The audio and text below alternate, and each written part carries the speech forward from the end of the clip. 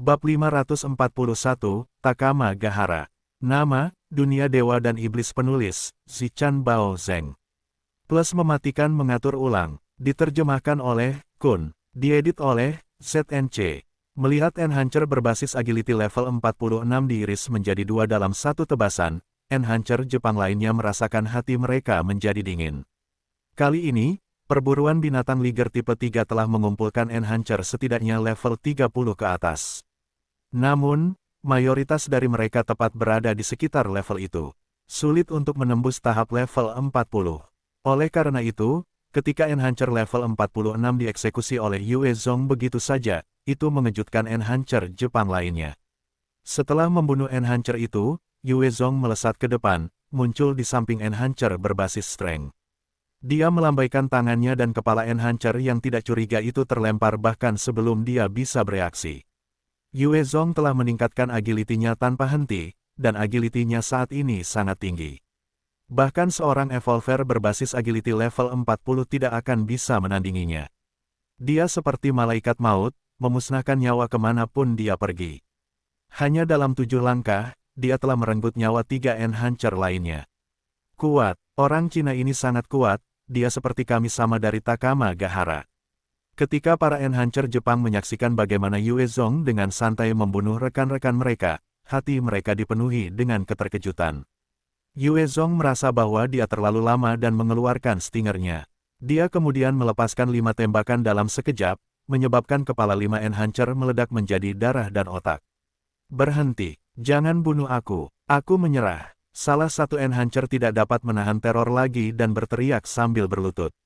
Ketika Enhancer mengambil inisiatif untuk menyerah, 6 orang lainnya juga mengikuti dan mulai menangis untuk hidup mereka. Ada 5 orang lainnya yang tidak mau dan dengan cepat mencoba lari. Yue Zong memperhatikan para Enhancer yang melarikan diri dan matanya menyipit dingin. Dengan lambaian, 5 bola api melesat ke arah 5 Enhancer, dan setelah bersentuhan, mereka langsung terbakar. 5 Enhancer itu mati sambil berteriak saat mereka terbakar sampai mati. Ketika 7 Enhancer menyaksikan ini, tubuh mereka gemetar tak terkendali, dan mereka berbalik untuk melihat Yue Zong, tidak yakin bagaimana orang Cina ini akan menghadapi mereka. Tiba-tiba, 4 pengangkut terangkat ke langit, sebelum terbang ke gugusan awan dan menghilang. Pengangkut, faksi Jepang ini benar-benar memilikinya. Kalau saja mereka milikku. Yue Zong mengamati kendaraan-kendaraan itu, saat matanya berkilat dengan sedikit kecemburuan dan belas kasihan. Yue Zong saat ini kekurangan sarana transportasi udara yang besar. Jika dia memiliki pengangkut besar itu, maka dia bisa mengerahkan pasukannya kemanapun dia suka. Di Tiongkok sebelum kiamat, rel kereta api ada di mana-mana dan memenuhi kebutuhan transportasi. Pengerahan pasukan terutama dilakukan melalui pergerakan kereta api. Namun, ketika kiamat terjadi, ada zombie dan binatang mutasi di mana-mana. Banyak daerah sekarang dihuni oleh monster. Tidak praktis untuk mengandalkan rel kereta api untuk mengerahkan pasukan. Hanya penggunaan pengangkut yang masuk akal. Kerajaan Tuhan menaklukkan Eropa, tetapi mereka berhasil mengalihkan perhatian ke Asia. Ini karena mereka memiliki pengangkut seperti itu, yang memungkinkan mereka bepergian ke seluruh penjuru dunia. Yue Zong berdiri dan menatap Enhancer Jepang yang menyerah, bertanya dengan dingin dalam bahasa Mandarin, siapa yang tahu cara berbicara bahasa Mandarin di sini? Ketujuh pria itu saling memandang tanpa daya. Bahasa Mandarin tidak seperti bahasa Inggris yang lebih banyak digunakan.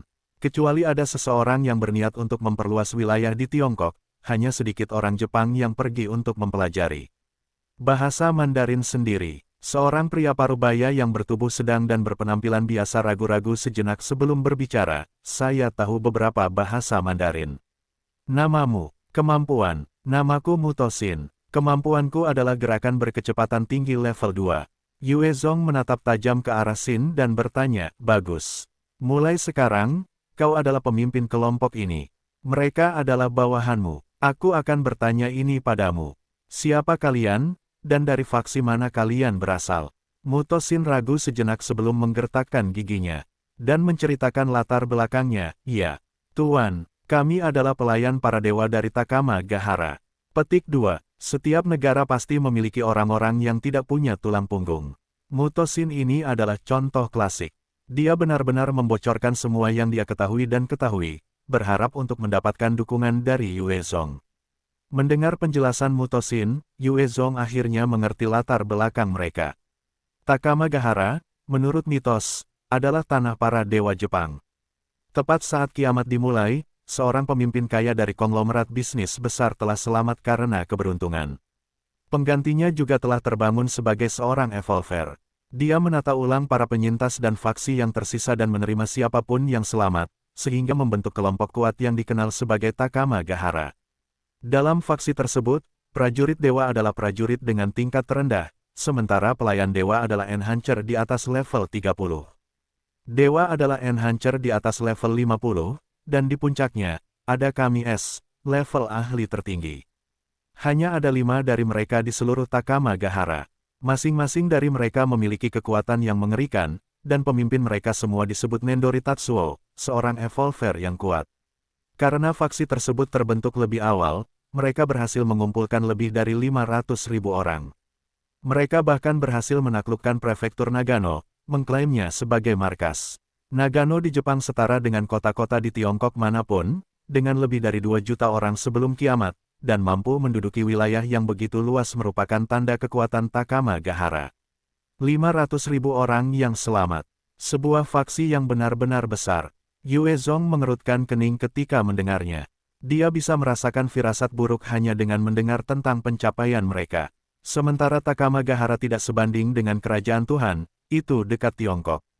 Jika mereka memperluas kekuasaan, dalam beberapa tahun, pada saat mereka menyerap sisa kekuatan di Jepang, mereka mungkin akan memicu perang Tiongkok-Jepang berikutnya.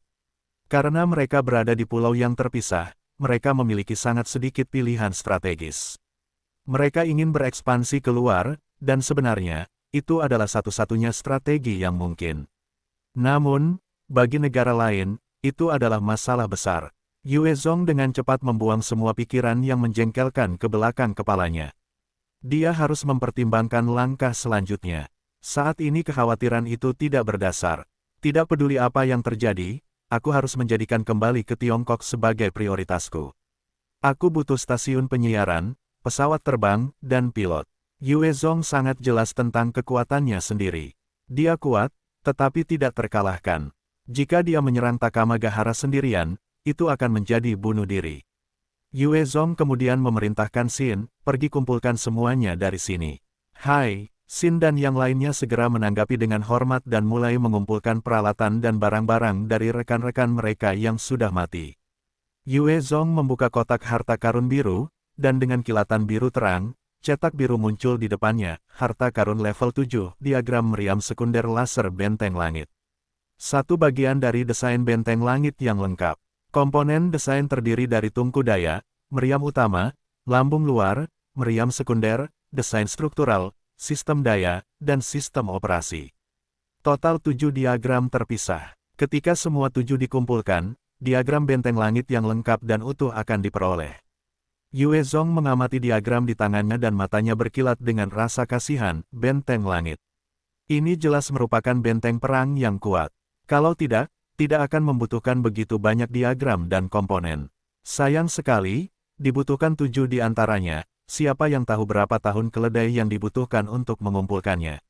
Namun, kekuatan meriam laser sekunder tidak dapat diabaikan, bahkan jika tidak ada cara untuk memasangnya di benteng langit sekarang, itu masih dapat bertindak sebagai senjata yang kuat. Dia menyimpan desain itu dengan hati-hati di cincin penyimpanannya, sebelum pergi untuk mengumpulkan esensi darah dan inti dari binatang liger tipe 3 yang mati.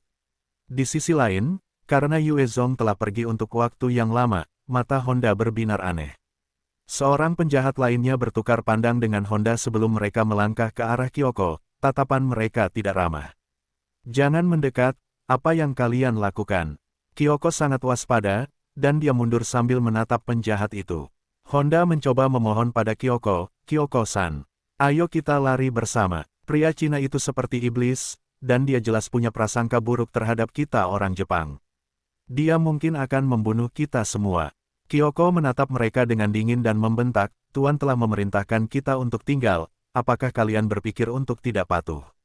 Mata Honda berkilat dengan kilatan aneh lainnya, bagaimana dengan ini? Kau biarkan kami pergi Kyoko-san, kau bisa tinggal di sini sendiri. Selama mereka bisa pergi, Honda akan membawa sisanya kembali ke desa dan memperkosa Kaori dan yang lainnya. Kyoko mengangkat senjata dan mundur lebih jauh, tatapannya tajam, tidak mungkin. Kalian harus tinggal di sini. Wajah Honda tenggelam dan dia membentak, lakukan. Tangkap dia. Para penjahat yang tersisa melompat untuk beraksi, mata mereka berbinar dengan tatapan serakah dan bejat. Mereka ingin menindih wanita cantik ini di bawah tubuh mereka dan memperkosanya dengan tuntas. Pada titik ini, Kyoko juga mengambil tindakan, saat ia mundur 5 langkah sambil menembakkan senjatanya ke arah para penjahat. Peng, peng, beberapa peluru menembus tubuh para penjahat, dan mereka jatuh ke tanah, darah mereka mengalir deras, pergilah ke neraka. Para penjahat itu tahu bahwa ini adalah saat yang kritis, dan mereka menyerang Kyoko dengan marah, berniat untuk menaklukkannya. Salah satu penjahat itu adalah seorang peningkat berbasis kelincahan dan kecepatannya lebih cepat dari yang lain. Dia adalah orang pertama yang mencapai Kyoko dan mencengkeramnya dengan ganas. Saat penjahat itu hendak mencengkeramnya, mata Kyoko bersinar dengan cahaya dingin, dan dia mencabut odachi yang sangat tajam di pinggangnya, mengiris penjahat itu menjadi 2. Darah segar berceceran padanya, menutupi penampilannya yang cantik dengan bau darah yang sangat menyengat. Seolah-olah dia adalah mawar berwarna darah dengan duri. Saat mereka melihat rekan mereka teriris menjadi 2, kurangnya keraguan Kyoko menyebabkan mereka merasakan hawa dingin di hati mereka. Mereka tertegun sejenak dan menghentikan langkah mereka. Seseorang yang bisa menggunakan senjata dan pedang untuk membunuh bukanlah orang yang mudah untuk dihadapi. Honda mencoba berteriak, semuanya. Serang, dia hanya seorang wanita, setelah kita menaklukkannya, kalian bisa menidurinya terlebih dahulu. Aku akan menjadi yang terakhir. Kita tidak punya pilihan lagi, saat anjing Cina itu tahu bahwa kita ingin melarikan diri, kita semua pasti akan dibunuh. Sekarang adalah kesempatan terbaik untuk melakukan apa yang perlu kita lakukan. Dengan kata-katanya, yang lainnya terdorong untuk melangkah maju, setelah kehilangan akal sehat mereka. Mata Kyoko berbinar, dan dia menggunakan gerak kaki yang aneh, menyerbu ke tengah-tengah para penjahat seperti macan tutul betina. Odachi di tangannya menari, dan dia mulai membantai para penjahat. Segera, lapangan itu dipenuhi dengan mayat, sementara Kyoko berdiri sendirian. Dia berlumuran darah dan sedikit terengah-engah saat dia melihat mayat-mayat itu. Saat dia melihat sekeliling, wajahnya menjadi pucat dan dia mulai membungkuk di dekat pohon dan memuntahkan apapun yang dia makan sehari sebelumnya. Itu adalah pertama kalinya dia benar-benar membantai manusia sungguhan, dan melihat hasil dari tindakannya, dia tidak bisa menahan rasa mual. Ada 2 orang ahli dari desa kecil Jepang, satu adalah Kyoko, yang lainnya adalah Kaori. Mereka berdua adalah Enhancer, hanya saja level mereka rendah. Kaori telah menjadi praktisi kendo sebelum kiamat, sementara Kyoko adalah penerus seni pedang gaya Tenshin. Setelah menjadi Enhancer, dia bahkan lebih kuat dari Enhancer biasa setingkatnya dengan ilmu pedang elitnya. Membunuh benar-benar tak tertahankan, pikir Kyoko dalam hati. Dia telah membunuh sejumlah zombie, tetapi ketika harus membunuh manusia hidup, sulit baginya untuk menerimanya. Yue Zong membawa Mutosin dan yang lainnya saat itu, dan dia menatap Kyoko dengan sedikit terkejut, kau tidak pergi. Dia berasumsi bahwa Kyoko akan pergi diam-diam. Lagi pula, kebanyakan orang modern tidak mau menjadi budak orang lain. Hanya dengan sekali melihat wanita cantik seperti Kyoko akan membuat orang percaya bahwa dia telah dibesarkan dengan sangat hati-hati, dan pasti tidak akan mau tunduk pada orang lain. Perintahmu adalah untuk tetap di sini. Kyoko menatap lurus ke arah Yue Zong dan menjelaskan, sebelum menunjuk ke mayat para penjahat dan melanjutkan, orang-orang ini tidak hanya mencoba melarikan diri, mereka juga ingin bergerak melawanku jadi aku membunuh mereka. Jika aku tidak menanganinya dengan baik, tolong hukum aku sebagaimana mestinya. Yue Zong terkekeh pelan dan melemparkan 1 set peralatan padanya, bagus sekali. Ini hadiahmu. Ketika Mutosin melihat 1 set peralatan itu, mata mereka memerah. Itu adalah salah satu peralatan yang diperoleh Yue Zong dari salah satu ahli tingkat dewa dari Takamagahara, itu sudah cukup untuk memberi seseorang transformasi yang mengguncang surga. Setelah menerima perlengkapan itu, raut kegembiraan terpancar di mata Kyoko dan dia tidak dapat menahan diri untuk mengungkapkan rasa terima kasihnya. Terima kasih, Master, atas hadiahmu. Perlengkapan itu cukup untuk meningkatkan kekuatan tempurnya setidaknya hingga 4 kali lipat dari kekuatannya saat ini, jadi dia tentu saja bersemangat. Ayo, Yue Zong bahkan tidak melirik mayat Honda saat dia terus maju. Kelompok itu melanjutkan perjalanan mereka melalui hutan, dan tidak lama kemudian lebih dari 100 monyet Jepang mutan muncul. Kelompok monyet Jepang mutan ini dengan mudah dikalahkan oleh Kyoko yang telah mengenakan perlengkapan itu. Dia juga dengan cepat naik 2 level lagi. Karena wilayah hutan yang luas di Jepang, ada banyak binatang mutan dan keanekaragaman hayati yang luas. Segera setelah mereka menyingkirkan monyet Jepang mutan, sekelompok kadal mutan tingkat rendah dan ular kuning mutan muncul. Mereka juga dengan cepat diurus oleh Kyoko dan Enhancer lainnya. Yue Zong hanya menyerang 3 kali untuk menyelamatkan Kyoko saat dia dalam bahaya. Bagaimanapun, setiap jenis dan varian binatang mutasi tidak mudah untuk dihadapi. Tanpa perlindungan Yue Zong, Kyoko akan mati 3 kali. Bunuh, basmi mereka. Saat kelompok Yue Zong terus berjalan melewati hutan, mereka tiba-tiba mendengar teriakan marah. Dia dengan cepat menuntun mereka menuju sumber keributan.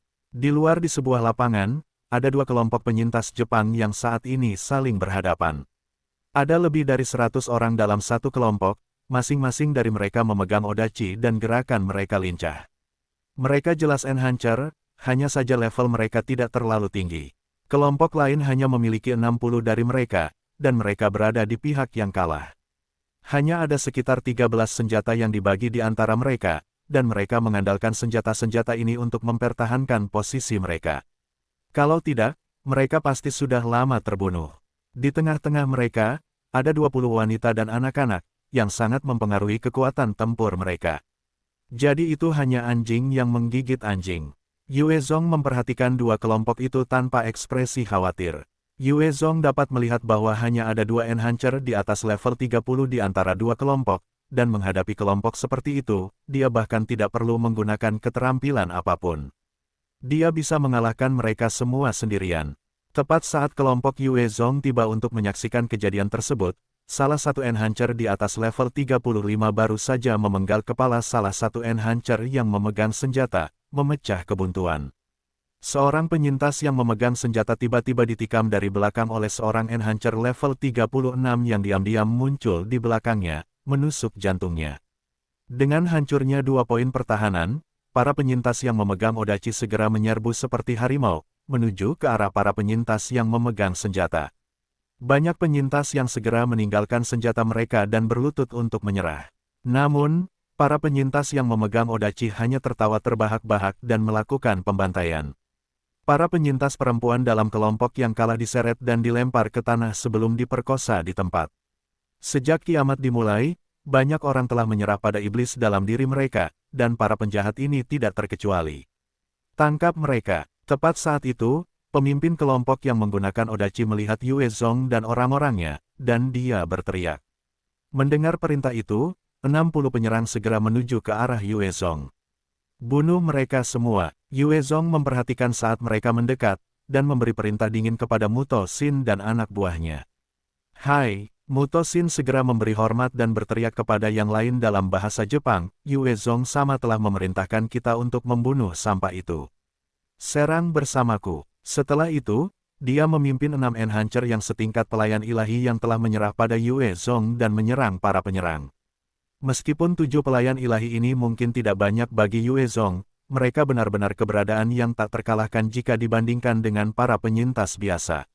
Saat mereka menyerang ke tengah-tengah musuh yang jumlahnya 10 kali lipat dari mereka, bilah pedang mereka berkelebat dan para penyerang dibantai tanpa ampun. Bagaimanapun, pelayan ilahi adalah kelompok elit yang diasuh oleh faksi Takama Gahara melalui sumber daya mereka. Kecakapan tempur mereka sebanding dengan prajurit elit Yue Zong. Muto Shin dan yang lainnya membunuh lebih dari 23 penyerang sebelum yang lainnya mulai merasa menyesal dan mencoba melarikan diri ke belakang. Pemimpin Jepang melihat ini dan ekspresi terkejut melintas di wajahnya, saat dia bergumam, mengapa seperti ini? Siapa orang-orang ini? Bagaimana mereka bisa begitu kuat? Tiba-tiba, sebuah bayangan melesat turun dari pohon dengan kecepatan kilat ke arah Yue Zong. Kecepatannya telah mencapai lebih dari 10 kali lipat dari orang normal. Ini adalah Enhancer level 36 yang telah membunuh korban yang memegang senjata sebelumnya. Bahkan Enhancer level 40 biasa tidak akan memiliki akhir yang baik jika tidak siap. Tepat saat bayangan itu hendak mencapai Yue Zong, Yue Zong mengeluarkan bilah gergaji gigi buaya dan menebasnya. Dua bagian tubuh itu jatuh ke tanah dengan cara yang berdarah. Menyerahlah. Aku menyerah. Jangan bunuh aku. Aku menyerah. Pemimpin Jepang itu menyaksikan dengan ngeri saat rekannya yang selevel dengannya disingkirkan dalam satu gerakan, dan hatinya menjadi dingin. Dia langsung berlutut dan mulai memohon belas kasihan. Saat pemimpin itu menyerah, para penyerang lainnya mulai meninggalkan senjata mereka dan berteriak minta ampun juga. Pergilah ke neraka, pergilah ke neraka, pergilah ke neraka. Ketujuh pelayan Dewa Takamagahara terus membantai para penyerang yang telah menyerah.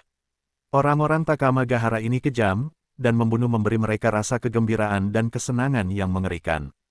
Kyoko menyaksikan dengan ngeri dan berteriak, hentikan. Hentikan pembunuhan, mereka sudah menyerah. Shin menjawab dengan dingin, Kyoko-san. Yue Zong sama telah memberi perintah untuk memusnahkan mereka semua.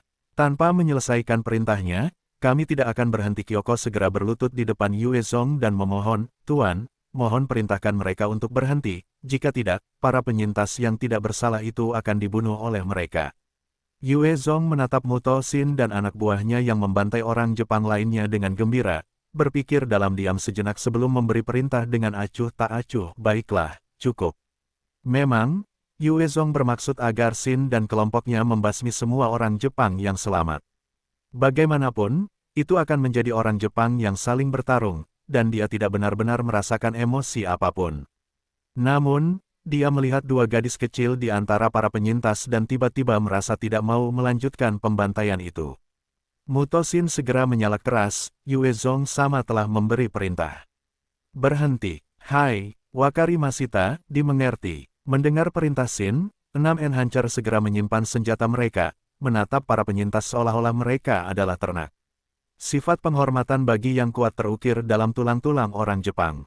Kekuatan Yue Zong sebanding dengan kami es dari Takamagahara. Setelah tunduk padanya, mereka benar-benar mematuhi perintahnya.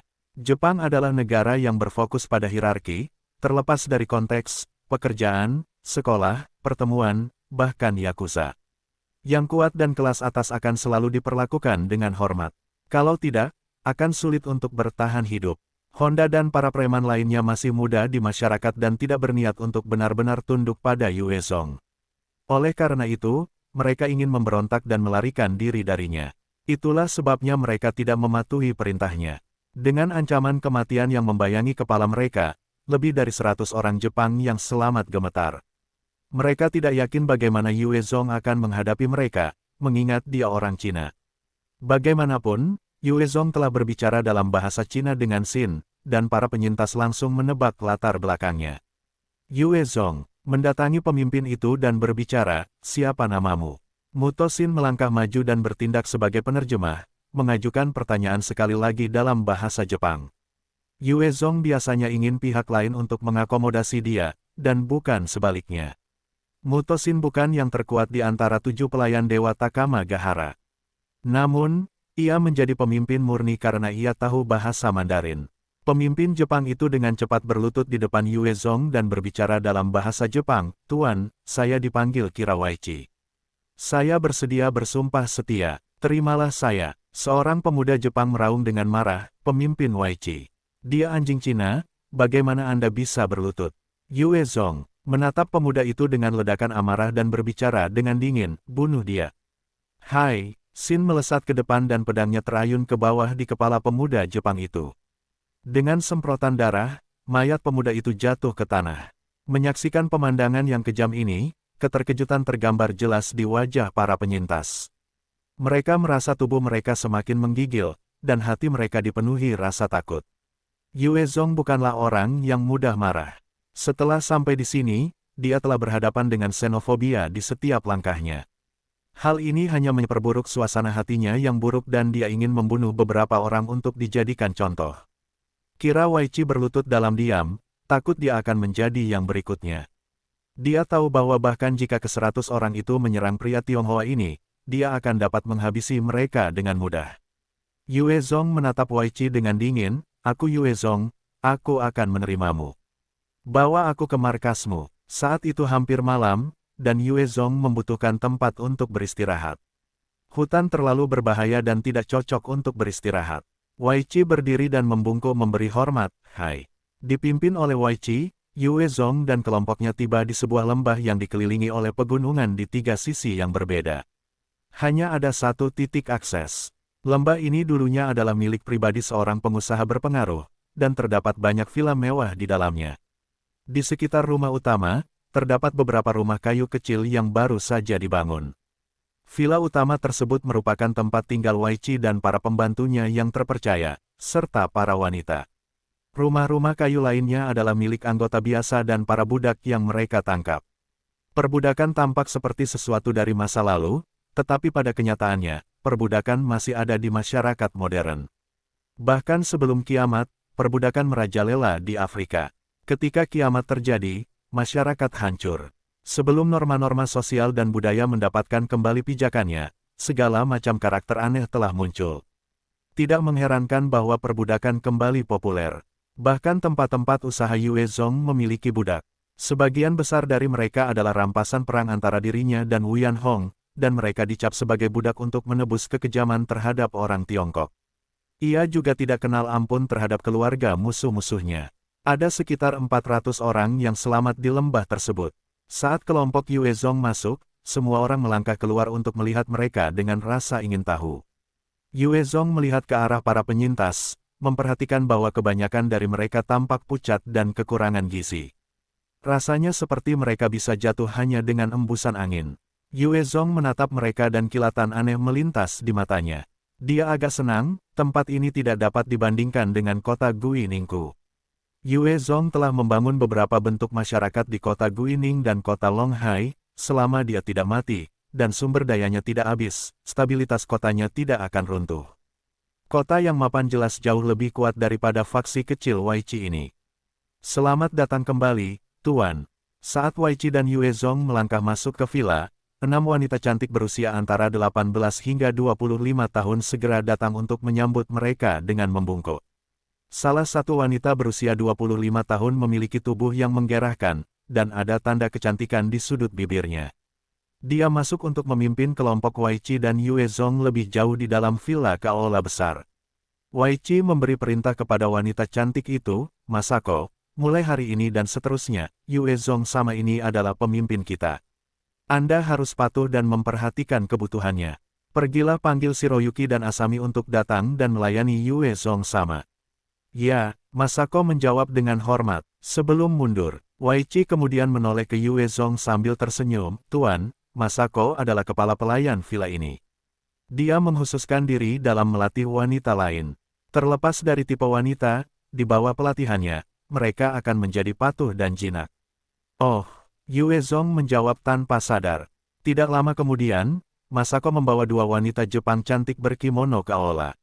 Salah satu dari mereka memiliki wajah seperti boneka, kaki ramping jenjang, dan kulit putih. Dadanya yang montok mengancam akan menyembul dari balik pakaiannya, dan dia tersenyum sangat manis. Yang satunya lagi memiliki wajah berbentuk oval, kulitnya seputih salju, dan tubuhnya ramping. Dadanya tidak semenarik yang satunya, tetapi wajahnya yang indah tampak seperti lukisan indah yang menjadi hidup. Masako segera memperkenalkan mereka kepada Yue Zong sama. "Ini Sakura Shiroyuki dan ini Amano Asami." Keduanya belum pernah disentuh oleh pria manapun dan masih perawan. "Shiroyuki, Asami, kemarilah untuk menyambut Tuan." Kedua, wanita cantik itu disediakan oleh Wei Qi untuk melayani para ahli, atau untuk diberikan sebagai hadiah sebagai bentuk tawar-menawar. Dia membawa sejumlah wanita cantik bersamanya, tetapi mereka adalah 2 wanita perawan yang tersisa. Wanita cantik berdada besar seperti boneka itu adalah Shiroyuki, sementara wanita cantik lainnya adalah Asami. "Kami menyambut Tuan." Kedua wanita cantik itu melangkah maju dan memberikan salam ala Jepang. Yue Zong menjawab dengan lembut, "Bangun." Dia telah melihat banyak wanita cantik dan tentu saja tidak akan kehilangan dirinya saat melihat 2 wanita cantik lainnya. Kedua wanita cantik itu terus tersenyum manis saat mereka duduk di kedua sisi Yue Zong dan mulai memijatnya. "Sialan," Kyoko berpikir dengan tidak senang pada dirinya sendiri saat dia melihat kedua wanita itu. Wei Qi melihat sebelum bertanya dengan hati-hati, "Tuan, apa langkah Anda selanjutnya?" "Kabupaten Yama, saya akan pergi ke sana." Yue Zong menjawab dengan acuh tak acuh saat berada di sofa. "Shiroyuki, yang berlutut di sisi kiri Yue Zong, dengan hati-hati meletakkan tangannya ke dalam pakaiannya, di antara belahan dadanya yang dalam. Yue Zong memutar tubuhnya dengan kuat, saat perasaan goyang namun halus dan memikat menjalar ke ujung jarinya. Wajah Shiroyuki memerah, namun, dia terus membantu Yue Zong memijat kakinya. Ketika Wei Qi mendengar apa yang dikatakan Yue Zong, matanya berbinar gembira, Kabupaten Yama. Tuan, Anda benar-benar orang yang ambisius. Shimazu Yuji adalah pemimpin saat ini atas pendirian yang beranggotakan 10.000 orang. Anda benar-benar ingin membunuhnya dan mengambil alih. Benar-benar mengagumkan. Saat ini, Jepang telah kembali ke masa feodalnya, dan ada berbagai faksi yang bersaing untuk mendapatkan kekuasaan. Banyak panglima perang berusaha menjadi pemimpin Jepang. Wei Qi berpikir bahwa Yue Zong ingin menjadi salah satu pesaing. Di dunia apokaliptik, siapapun yang memiliki tinju terkuat akan menjadi pemimpin. Dengan kekuatan Yue Zong, itu benar-benar cukup untuk bersaing memperebutkan posisi pemimpin. Jika Yue Zong berhasil, Wei Qi akan menjadi tokoh terkenal juga. Yue Zong melihat betapa bersemangatnya Wei Qi, dan tidak meredam semangatnya. Satu-satunya niatnya adalah menggunakan stasiun siaran di sana. Dia tertawa pelan dan memasang tampang superior saat bertanya, jika aku ingin menghancurkan Yama County, ide bagus apa yang mungkin kau miliki?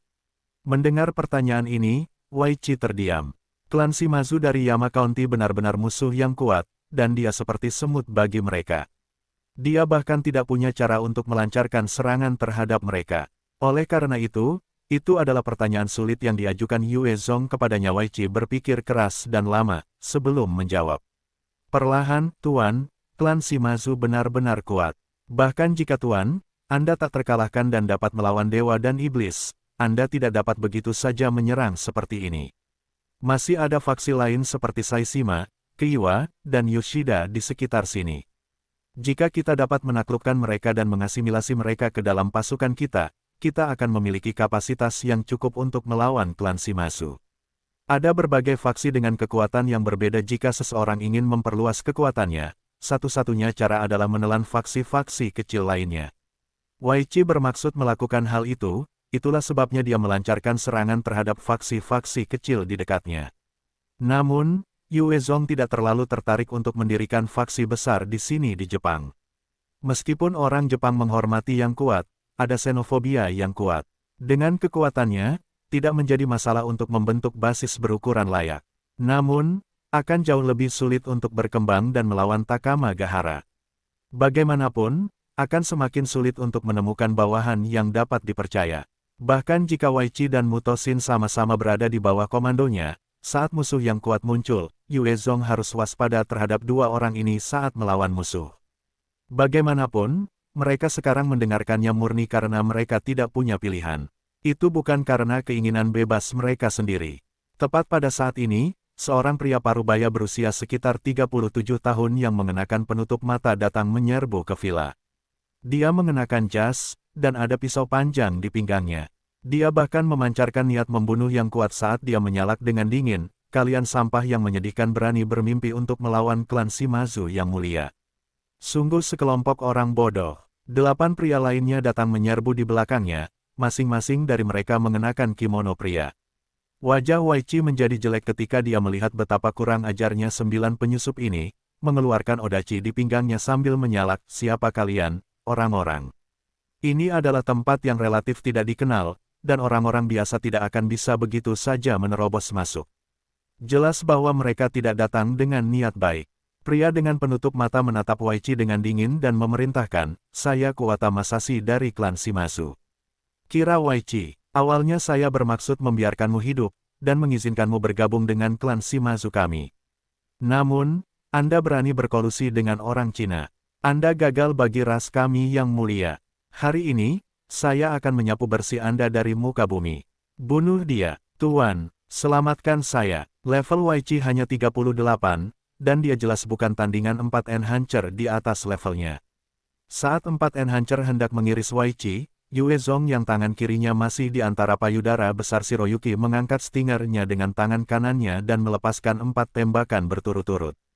Peng, peng, peng, peng. Tepat saat odachi dari 4 Enhancer hendak mendarat di tubuh Wei Qi, kepala mereka langsung hancur berkeping-keping, darah dan isi otak berceceran ke lantai. Agility Yuezong berada di angka 203 dan dia memiliki kecepatan reaksi 20 kali lipat dari orang biasa. Ini sudah melebihi kecepatan Type 2 Lightning.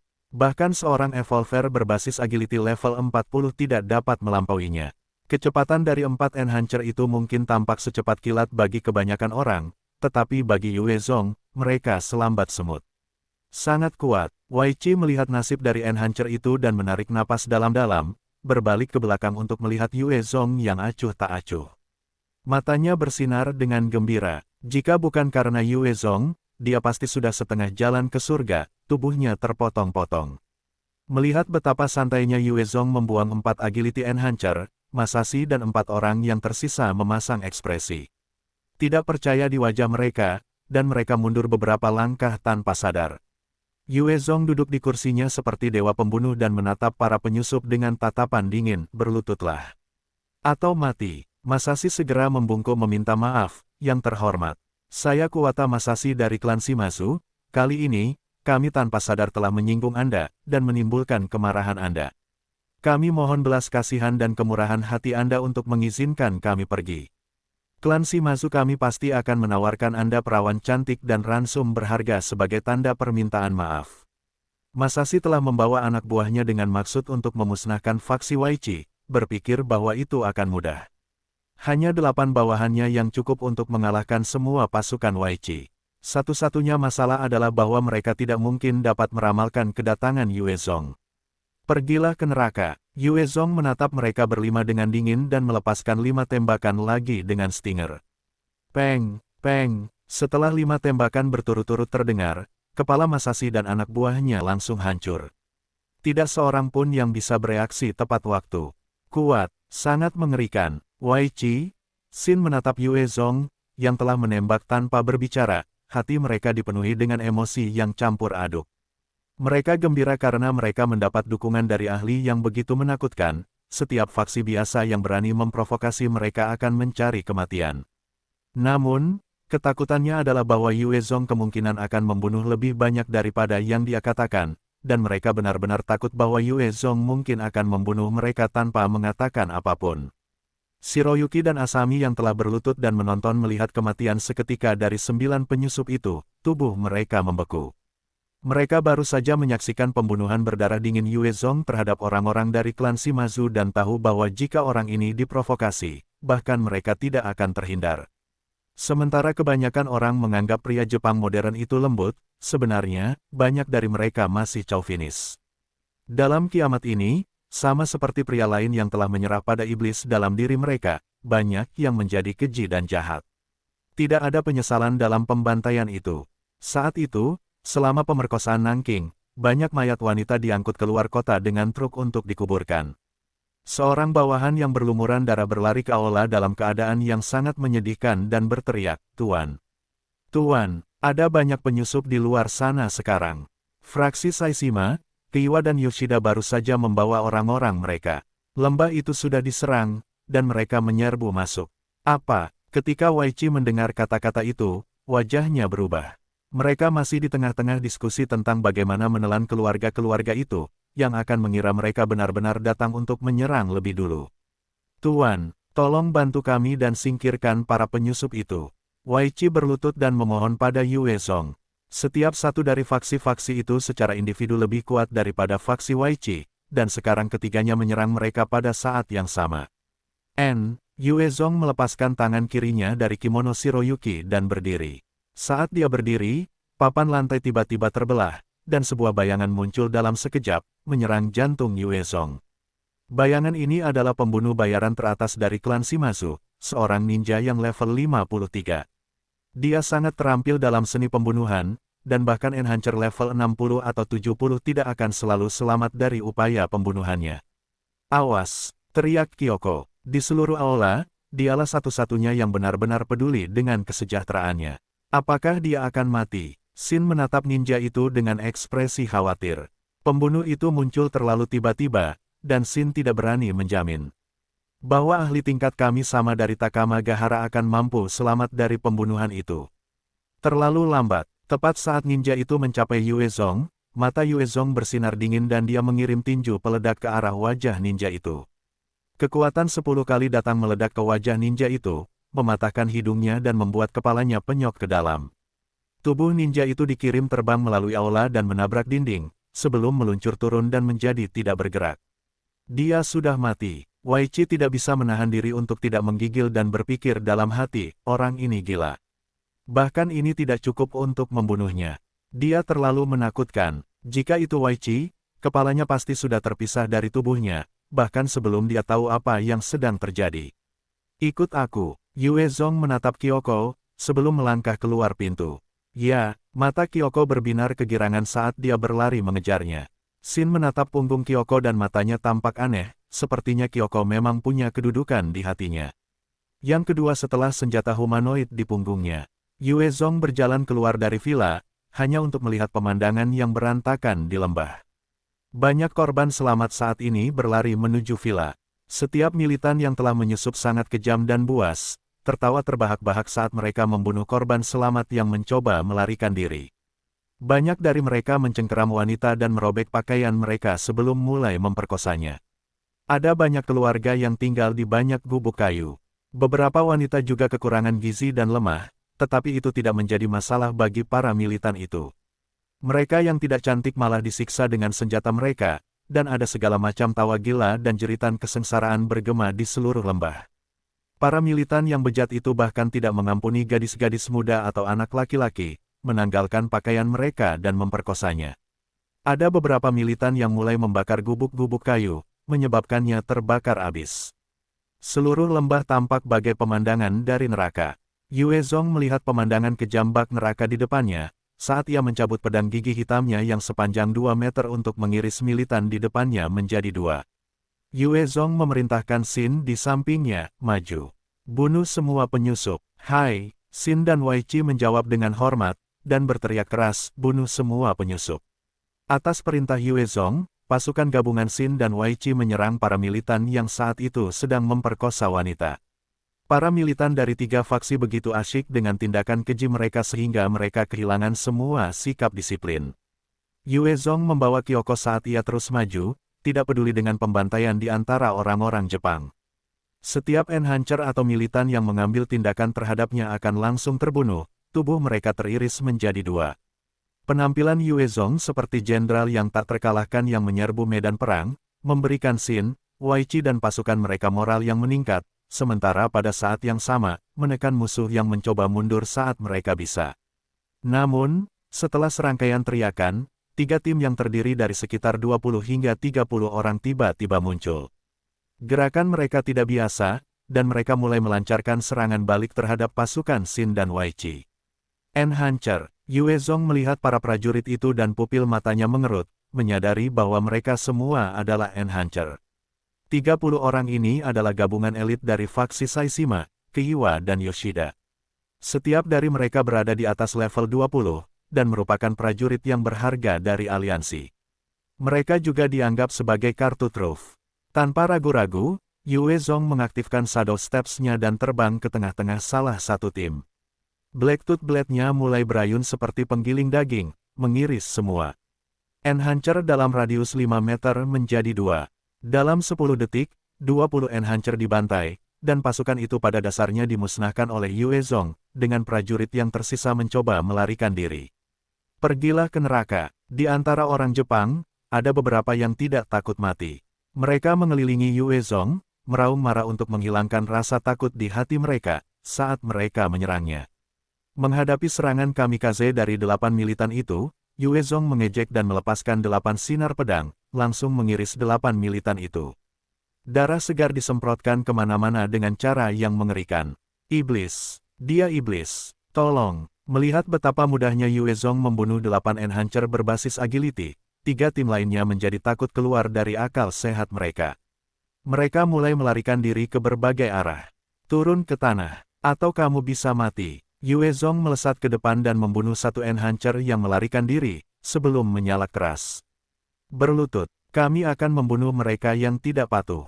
Shin mendengar perintah Yue Zong dan segera berteriak dalam bahasa Jepang. Berlutut, kami akan membunuh mereka yang tidak patuh. Di medan perang, pasukan Jepang di bawah pimpinan Yue Zong mulai berteriak di seluruh medan perang. Para elit telah dihabisi dengan menyedihkan oleh Yue Zong, menyebabkan moral dan semangat prajurit lainnya hancur. Mereka buru-buru meninggalkan senjata mereka dan tiarap. Para enhancer dari 3 faksi juga berlutut untuk menyerah kepada Yue Zong. Bagaimanapun, mereka adalah orang-orang biasa sebelum kiamat, dan kehilangan keberanian mereka saat kematian tampak tak terelakkan. Ada enhancer pria dan wanita di antara pasukan penyusup dari faksi Saishima, Keiwa, dan Yoshida. Ketika yang tertindas melihat bahwa musuh mereka telah ditundukkan, mereka langsung mengepung para enhancer wanita, dan mulai merobek pakaian mereka untuk memperkosa mereka di tempat. Beberapa dari mereka bahkan cukup bejat untuk mengambil odachi untuk menusuk beberapa enhancer wanita, membuat luka baru dan menyebabkan erangan kesakitan. Yang disiksa telah menjadi penyiksa. Bahkan, mereka bahkan lebih kejam dan kejam. Para enhancer wanita itu seperti makhluk kelas atas, yang membangkitkan hasrat para prajurit untuk menyiksa mereka. Hahaha, seorang prajurit saat ini sedang memperkosa seorang wanita sambil dengan bersemangat mengukir kulit wanita itu dengan odachinya. Wanita itu berlumuran luka berdarah, tetapi dia terus tertawa kegirangan. Yue Zong mengerutkan kening dan segera melesat maju untuk memenggal kepala prajurit itu, saat hujan darah berceceran di sekujur tubuh wanita Jepang itu. Wanita Jepang telanjang itu hanya berbaring di sana dengan kaku, matanya tanpa emosi apapun. Dia telah menderita banyak penghinaan di tangan pria lain bahkan sebelum menjadi enhancer. Itu hanya kejadian yang berulang baginya. Namun, prajurit lainnya semua tercengang ketika mereka melihat Yue Zong membantai bawahannya sendiri, dan menghentikan apapun yang sedang mereka lakukan, menatapnya tanpa daya. Yue Zong menyapu pandangan ke seluruh lapangan saat suaranya yang dingin terdengar, "Jika kau menginginkan wanita, silakan. Namun, itu harus melalui protokol yang tepat. Sebelum aku menugaskan siapapun kepadamu, mereka semua adalah rampasan perangku. Siapapun yang berani menggunakannya, aku akan membunuhnya." Para militan ini bukan orang Tiongkok, dan Yue Zong tidak ragu membunuh mereka. Lebih jauh lagi, bahkan jika mereka semua memutuskan untuk memberontak, dia sudah lebih dari cukup untuk menghabisi mereka. Mendengar kata-katanya, para militan mulai berpakaian lagi, menatap para wanita dengan agak enggan. Dibandingkan dengan para wanita, mereka lebih menghargai hidup mereka. Lebih jauh lagi, mereka tahu bahwa Yue Zong sendiri telah menyebabkan kekalahan aliansi 3 klan. Dia praktis adalah iblis di medan perang, dan tidak ada yang berani menantang otoritasnya. 3 tawanan datang di depannya dan berlutut saat mereka berbicara, "Tuan. Saya kepala klan Saishima Keiwa Yoshida, Saishima Sohei Keiwa Masataka Shinji Yoshida. Hari ini, kami tanpa sadar telah menyinggung Tuan, dan kami mohon maaf. Kami bersedia untuk mengikrarkan kesetiaan pada faksi Saishima Keiwa Yoshida dan bergabung dengan kekuatan Anda." Wei Qi dengan cepat mendatangi Yue Zong dan berbicara dengan mendesak, "Tuan. Mereka tidak bergabung dengan niat baik. Ini saatnya untuk membunuh mereka dan mengasimilasi pasukan mereka." Ketiga klan itu semuanya lebih besar dari faksi Wei Qi, dan dia takut bahwa begitu ketiga klan itu bergabung, mereka akan menjadi faksi yang lebih besar darinya, itu sebabnya dia ingin mencegahnya. Tentu saja, saran Wei Qi tidak salah. Jika Yue Zong benar-benar ingin mendirikan faksi yang benar-benar miliknya di Jepang, dia harus memusnahkan para pemimpin sebelumnya dan menerima bawahan mereka. Ketika 3 pemimpin klan mendengar kata-kata Wei Qi, mereka dipenuhi dengan kebencian dan niat membunuh terhadapnya. Namun, mereka tidak berani melangkah keluar dari barisan saat mereka mengawasi Yue Zong dengan hati-hati, tidak yakin bagaimana dia akan menghadapi mereka. Yue Zong menatap Wei Qi dengan dingin, "Wei Qi, kapan giliranmu untuk membuat keputusan untukku?" Hati Wei Qi menjadi dingin dan dia segera berlutut dan bersujud, "Saya minta maaf. Tuan, mohon maafkan kesalahan saya." Yue Zong melirik ketiga pemimpin dan berbicara, "Mulai hari ini, kalian bertiga adalah bawahanku. Bekerja keraslah untukku, atau kalian akan menghadapi kematian." "Hai," 3 pemimpin itu menjawab dengan tegas ya.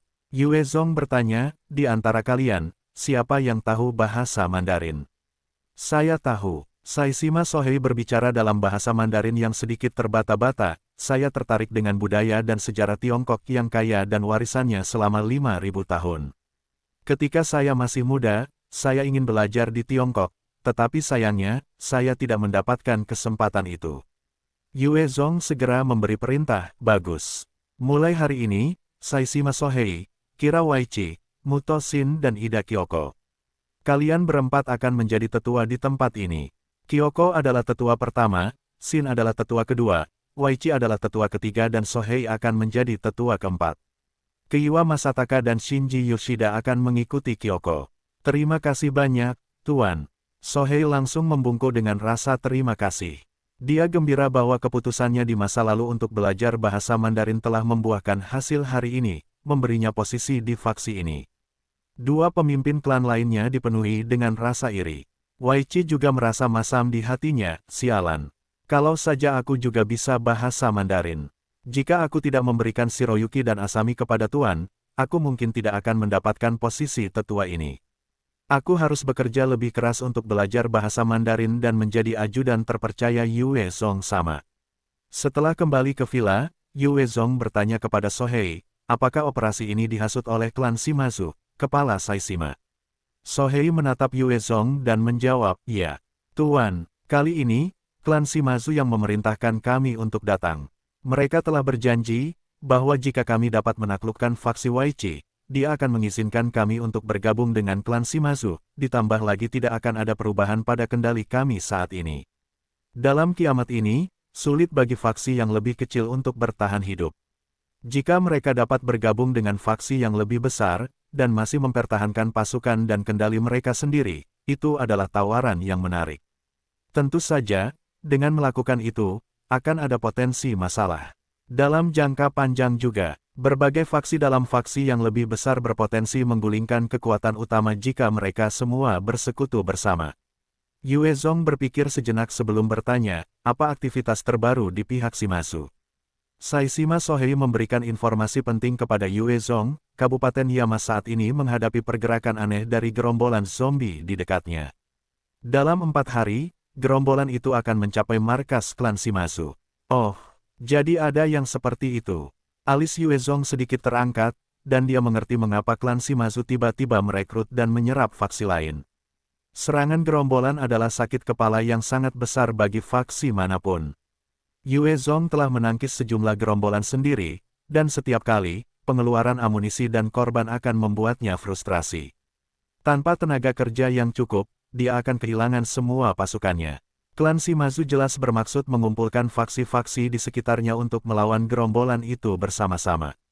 Yue Zong kemudian mengajukan beberapa pertanyaan lagi sebelum membubarkan mereka, kalian boleh pergi. Hai, Sohei dan yang lainnya meninggalkan ruangan. Tuan, air panas di bak mandi sudah siap. Apakah Anda ingin menggunakannya sekarang? Setelah Sohei dan yang lainnya pergi, Masako yang menggerahkan dan cantik masuk, bertanya dengan hormat. Masako telah menjadi instruktur untuk wanita sebelum kiamat, dan dia fasih dalam bahasa Jepang, Cina, Inggris, Rusia, Prancis, Jerman, dan beberapa bahasa lainnya. Berbicara dengan Yue Zong dalam bahasa Mandarin bukanlah masalah baginya. Bawa aku ke sana. Yue Zong telah bertarung dan membunuh cukup banyak musuhnya, dan dia perlu mandi untuk membersihkan darahnya. Masako menuntun Yue Zong ke kamar mandi besar di villa itu. Di tengah lantai berlapis marmer, ada kolam besar berukuran 400 meter persegi. Bahkan ada bukit kecil buatan di tengahnya, tempat air panas akan mengalir keluar, memenuhi kolam. Uapnya sangat pekat saat naik dan memenuhi ruangan. Di dalam kolam, 8 wanita cantik yang terbungkus handuk berlutut di tanah. Ketika Yue Zong memasuki kolam, mereka menyambutnya dengan hati-hati, selamat datang Tuan. Shiroyuki dan Asami juga masuk dan berlutut dengan hormat di samping Yue Zong. Yue Zong berbicara dengan acuh tak acuh, Shiroyuki dan Asami bisa tinggal, kalian semua boleh pergi. Hai, Masako menerjemahkan kata-katanya, dan para pelayan lainnya pergi. Shiroyuki dan Asami mendekati Yue Zong dan mulai menanggalkan pakaiannya. Dia meluncur ke dalam air panas dan merasa nyaman hampir seketika. Kelelahan yang terkumpul di tubuhnya mulai menghilang. Shiroyuki memasuki kolam dan menyiramkan air ke seluruh payudaranya yang penuh, sebelum menyabuni dirinya dan menekan punggung Yue Zong untuk membersihkannya dengan tubuhnya. Asami di sisi lain menyabuni kaki Yue Zong dan membersihkannya secara menyeluruh, sebelum menundukkan kepalanya untuk memasukkan jari-jari kaki Yue Zong ke dalam mulut kecilnya. Dia mulai menggunakan lidahnya dengan gerakan pendek dan tajam untuk membersihkannya. Yue Zong, yang telah bersantai dengan mata tertutup merasakan jari-jari kakinya memasuki area yang hangat dan lembab, dan dia membuka matanya, hanya untuk menemukan Asami melayaninya. Apakah ini terlalu berlebihan? Dia melihat betapa tanpa malunya Asami membersihkan kakinya dan merasakan jantungnya bergetar. Dia mungkin seorang diktator di rumah dan memiliki banyak budak untuk melakukan perintahnya, tetapi dia tidak pernah memaksa pihak lain untuk melakukan hal seperti ini. Tidak seorang pun jelas akan membantunya membersihkan jari kakinya dengan sukarela. Namun, Asami yang cantik memiliki penampilan seperti idola Jepang dari sebelum kiamat, dan melihat gadis secantik itu merendahkan dirinya untuk melayaninya, dia tidak bisa menahan perasaan gembira. Yue Zong berjuang dalam hati untuk sementara waktu, sebelum memutuskan untuk menyerah pada kesenangan dan menikmati pelayanannya. Lupakan saja. Ini bukan Cina, dan mungkin sudah menjadi kebiasaan mereka untuk melakukannya. Saat berada di Roma, lakukan seperti yang dilakukan orang Romawi. Asami telah menjalani pelatihan dan instruksi ketat dari Masako. Dia terus merawat kaki Yue Zong, sambil menggunakan mata genit untuk melirik Yue Zong secara sembunyi-sembunyi. Itu benar-benar menggerahkan, dan sepertinya dia sama sekali tidak perawan. Setelah membersihkan kaki Yue Zong secara menyeluruh, dia naik ke atas Yue Zong, sebelum meraih kejantanannya, dan mengambil inisiatif untuk mengarahkannya ke dalam dirinya. Yue Zong tidak melepaskan dirinya untuk waktu yang lama, dan dia tentu saja tidak akan menolak seseorang yang menawarkan dirinya. Dia mendorongnya ke bawah di samping kolam renang, dan mulai menggedornya dengan marah. Shiroyuki terus menggunakan payudaranya yang menggerahkan untuk menambah gairah, sambil terus mengusap punggungnya. Konstitusi Yue Zong jauh melampaui orang normal manapun. Setelah selesai dengan Asami, dan meninggalkannya lemas di tanah, dia meraih Shiroyuki dan mulai menggedornya juga. Dua genangan darah terbentuk di tepi kolam renang. Keesokan paginya, Yue Zong membuka matanya dan melihat dua wanita cantik berbaring di kedua sisinya. Melihat mereka berbaring dengan patuh dalam pelukannya saat tidur, ketegangan di bahunya dan stres yang membebani pikirannya agak terangkat. Setelah datang ke Jepang, Yue Zong selalu waspada setiap saat, dan tekanannya tidak lemah. Setelah melepaskan stres yang terpendam, dia merasa jauh lebih baik. Bagaimanapun, meskipun konstitusinya kuat, stres bukanlah sesuatu yang dapat diatasi jika dia terus beraktivitas sepanjang hari.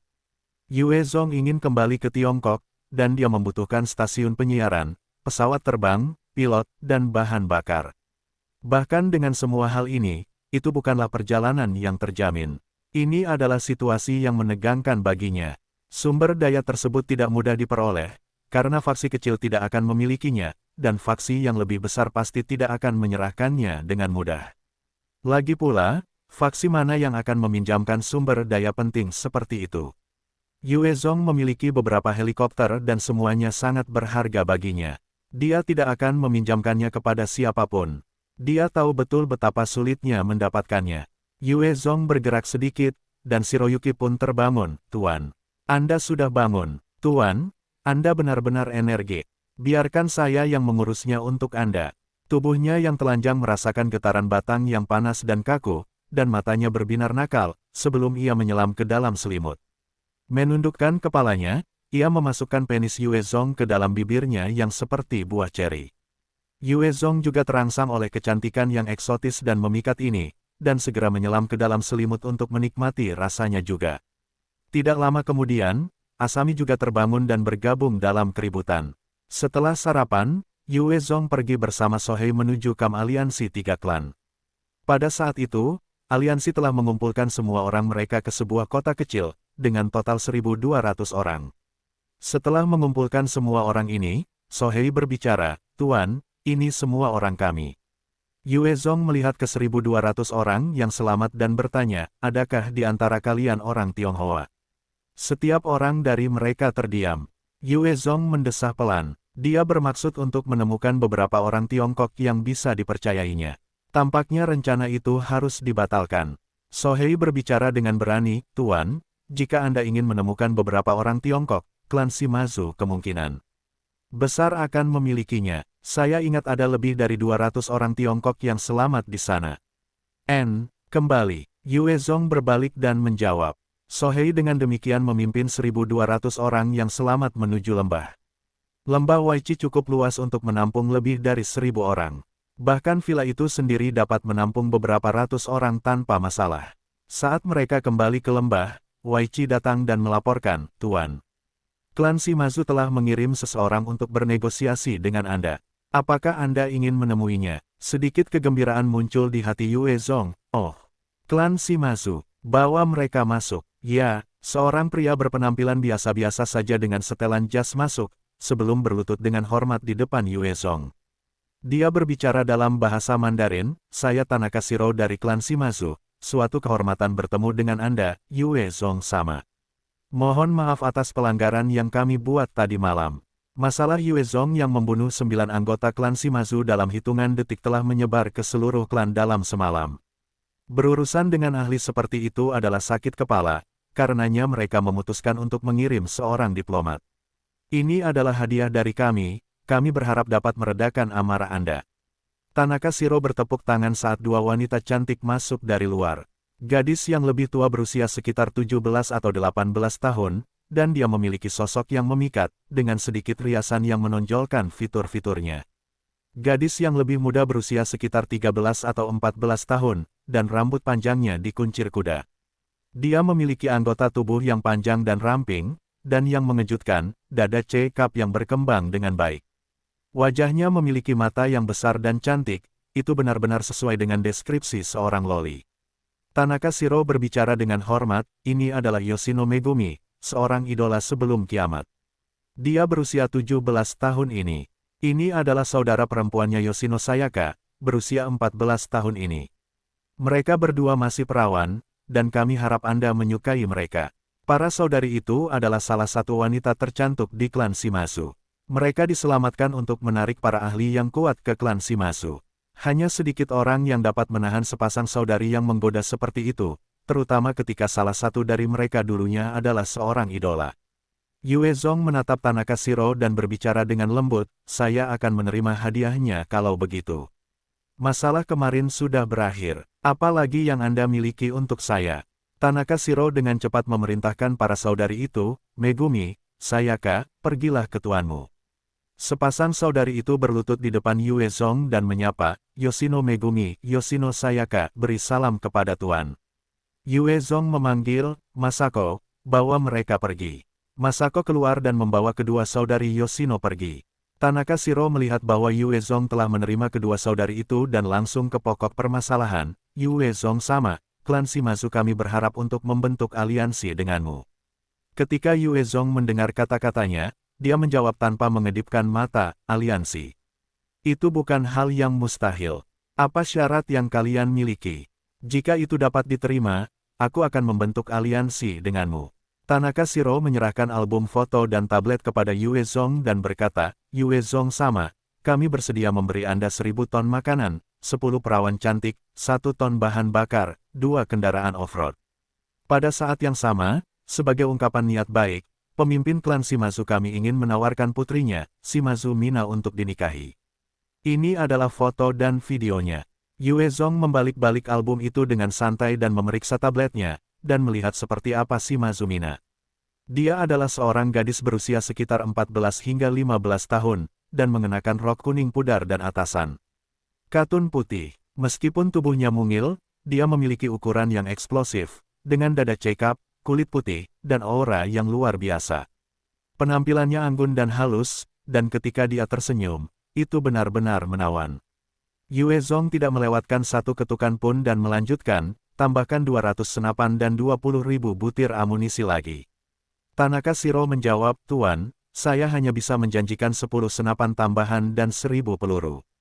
Namun, kami dapat menyediakan 20 perawan lagi. Selama Anda setuju dengan aliansi, kami masih dapat mengirim lebih banyak perawan mulai hari ini dan seterusnya." Di dunia apokaliptik ini, senjata api lebih penting dan berharga dibandingkan dengan perawan. Klan Shimazu bersedia menyerahkan perawan daripada senjata api untuk mencegah kekuatan militer Yue Zong meningkat. Yue Zong tidak punya niat untuk berekspansi di Jepang, dan dia mengarahkan topik itu ke tujuan sebenarnya, "Baiklah. Saya setuju dengan persyaratan itu. Namun, saya mendengar bahwa kalian memiliki stasiun siaran. Saya ingin menggunakannya, seharusnya tidak ada masalah, kan?" Tanaka Shiro merayakan dalam hati, tidak masalah. Rinciannya harus didiskusikan di daerah Yama, jadi kami ingin mengundang Anda ke sana. Stasiun siaran ada di sana. Yue Zong menoleh ke Waichi dan Sohei, memberi perintah, baiklah. Waichi, Sohei, aku akan mengikuti Tanaka Shiro ke Yama County. Aku meninggalkan tempat ini untuk kalian semua. Hai, Waichi dan Sohei sangat gembira dan dengan cepat membungkuk hormat. Setelah membuat pengaturannya, Yue Zong mengorganisasikan 40 Enhancer level 20 ke atas menjadi 2 kelompok, menyerahkan komando masing-masing kelompok kepada Muto Shin dan Ida Kyoko. Dia membawa Shiroyuki dan Asami bersamanya dalam perjalanan ke Yama County. Meskipun klan Shimazu diketahui mengendalikan Yama County, pada kenyataannya, mereka telah menaklukkan kota kecil di dekatnya sebagai markas mereka. Ada lebih dari 500.000 zombie berkumpul di Yama County dan klan Shimazu tidak memiliki cara untuk mengurus mereka. Kota yang menjadi markas operasi Shimazu disebut Kota Sakura. Kota itu dulu menampung lebih dari 30.000 orang, karenanya itu bukan masalah bagi klan Shimazu yang beranggotakan 10.000 orang. Sebelum kiamat, Kota Sakura dikenal dengan sumber air panasnya, yang kini telah berubah menjadi mata air raksasa yang besar. Ada tembok setinggi 6 meter yang dibangun di sekeliling kota, dikelilingi oleh sungai-sungai panjang juga. Seluruh tempat itu telah menjadi semacam benteng. Ketika Yue Zong dan yang lainnya memasuki kota, mereka melihat banyak orang yang selamat sibuk membangun pertahanan. Pria, wanita, tua dan muda, mereka semua bekerja keras. Untuk menghadapi gerombolan yang akan datang, semua orang bekerja keras. Saat ini, sudah hampir makan siang, dan Yue Zong dapat melihat para penyintas berbaris rapi untuk mendapatkan makanan mereka. Karena penasaran, Yue Zong berjalan mendekat untuk melihat, dan menemukan bahwa para penyintas sedang makan bubur dan daun liar. Sumber daya klan Shimazu juga pasti menipis. Yue Zong mengamati makanan dan para penyintas yang tampak lemah dan sampai pada suatu kesimpulan. Masalah makanan adalah masalah besar yang harus dihadapi semua faksi sejak awal kiamat. Yue Zong berhasil bertarung dalam pertempuran demi pertempuran karena jumlah orang yang selamat yang dimilikinya berkurang lebih dari 100 kali lipat. Dengan sumber daya yang cukup dari sebelum kiamat, mereka mampu bertahan hidup. Lepaskan aku, lepaskan aku. Saat Yue Zong mengamati para penyintas, dia mendengar suara Shiroyuki dari samping. Yue Zong mengerutkan kening dan berbalik, hanya untuk melihat beberapa pemuda dengan rambut dicat dan pakaian aneh mengelilingi Shiroyuki dan Asami. Pemimpinnya adalah seorang pang berambut pirang. Dengan tindikan di telinga dan hidungnya, dia saat ini memegang tangan Shiroyuki. Muto Shin menatap pemuda itu dan matanya bersinar dengan sedikit rasa takut, memimpin anak buahnya untuk berhadapan dengan para pemuda lainnya. Mata Yue Zong bersinar dengan tatapan dingin dan dia melangkah mendekat. Tanaka Shiro menatap pemuda itu dan memanggilnya dengan cemas, Arai-kun. Cepat lepaskan wanita itu. Dia wanita Yue Zong sama. Pemuda itu bernama Arai Fuji, dan dia adalah penerus salah satu dari 3 faksi kuat dengan klan Shimazu, klan Arai. Dia memiliki latar belakang yang baik dan juga seorang evolver. Levelnya di atas 45, dan merupakan ahli yang kuat di klan Shimazu. Karena kekuatannya, dia dengan berani merebut Shiroyuki dari sisi Muto Shin. Arai Fuji tertawa terbahak-bahak saat dia berusaha meraih payudara Shiroyuki. Dia menyukai wanita berdada besar, Yue Zong, pria Cina itu. Anjing Cina, dasar idiot, dia berani datang ke sini, dia praktis mencari kematian. Aku akan membunuhnya nanti, dan mengambil semua wanitanya. Sungguh cantik, hanya aku yang memiliki kualifikasi untuk menikmatinya. Hahaha, tepat saat tangannya hendak mendarat di payudara Shiroyuki, kilatan bilah pedang terayun, dan tangan kanannya terlepas dengan bersih dari lengannya, darah segar berceceran. Ah! Arai Fuji tidak bisa menahan diri untuk tidak berteriak. Pergilah ke neraka, wanita-wanitamu akan menjadi milikku. Tatapan Yue Zong sedingin es saat dia mengayunkan pedang gigi hitamnya, dan kepala Arai Fuji langsung terpenggal. Darah segar berceceran di mana-mana, mewarnai tanah menjadi merah. Yue Zong kemudian menunjuk ke selusin pemuda yang mengikuti Arai Fuji dan menyalak, dasar bajingan, berlututlah. Layani aku, atau kalian akan mati. Ini adalah Jepang. Bukan di Cina tempat Yue Zong tidak mau membunuh. Namun, saat dia bertindak, tidak ada yang bisa menghentikannya. Muto Shin segera menerjemahkan kata-katanya ke dalam bahasa Jepang. Bunuh dia. Balas dendam Arai-kun. Semuanya, serang bersama. Bunuh dia. 6 pemuda segera berteriak dan menyerang Yue Zong, mengaktifkan kemampuan mereka. Mereka menyerang Yue Zong dengan kecepatan sekitar 6 hingga 7 kali kecepatan Yue Zong. Mata Yue Zong menyipit, dan dia menurunkan pedang gigi hitam yang merenggut nyawa beberapa kali lagi, langsung mengiris para penyerang menjadi 2. Bagian tubuh mereka terjatuh ke tanah dalam hujan darah yang besar. Iblis, dia iblis, iblis, dia iblis, terlalu menakutkan, jangan bunuh aku, tolong, tolong jangan bunuh aku. Sisanya dari para pemuda segera berlutut dan memohon untuk hidup mereka. Bawa aku ke klan Arai. Yue Zong menunjuk mereka dengan pedang gigi hitam dan meneriakkan perintah.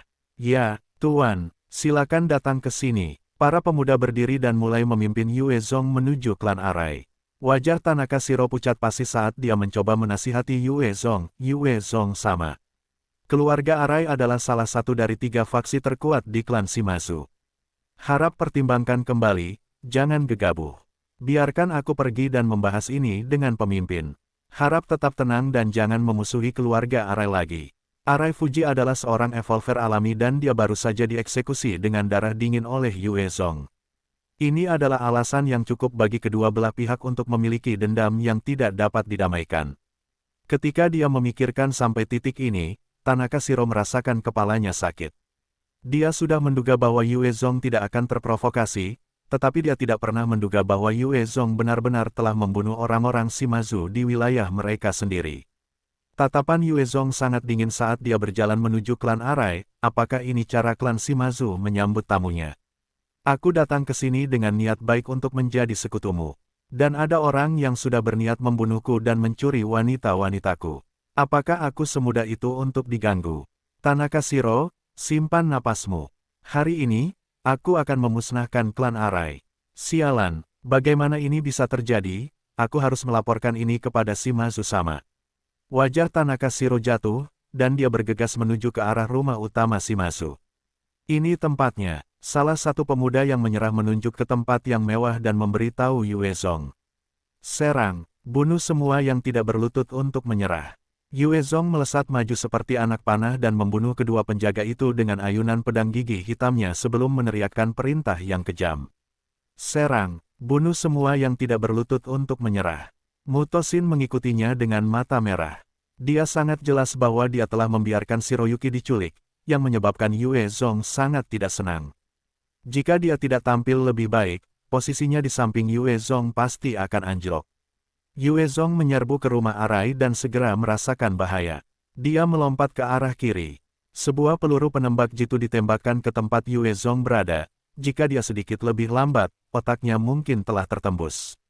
Rupanya ada seorang penembak jitu yang melindungi keluarga itu. Posisi mereka tidak sederhana. Yue Zong mengangkat kepalanya ke arah penembak jitu itu dan menembakkan bola api iblis. Itu langsung membakar seluruh bunker, mengubah penembak jitu di dalamnya menjadi abu. Siapa kalian? Kalian berani menyerang klan Arai?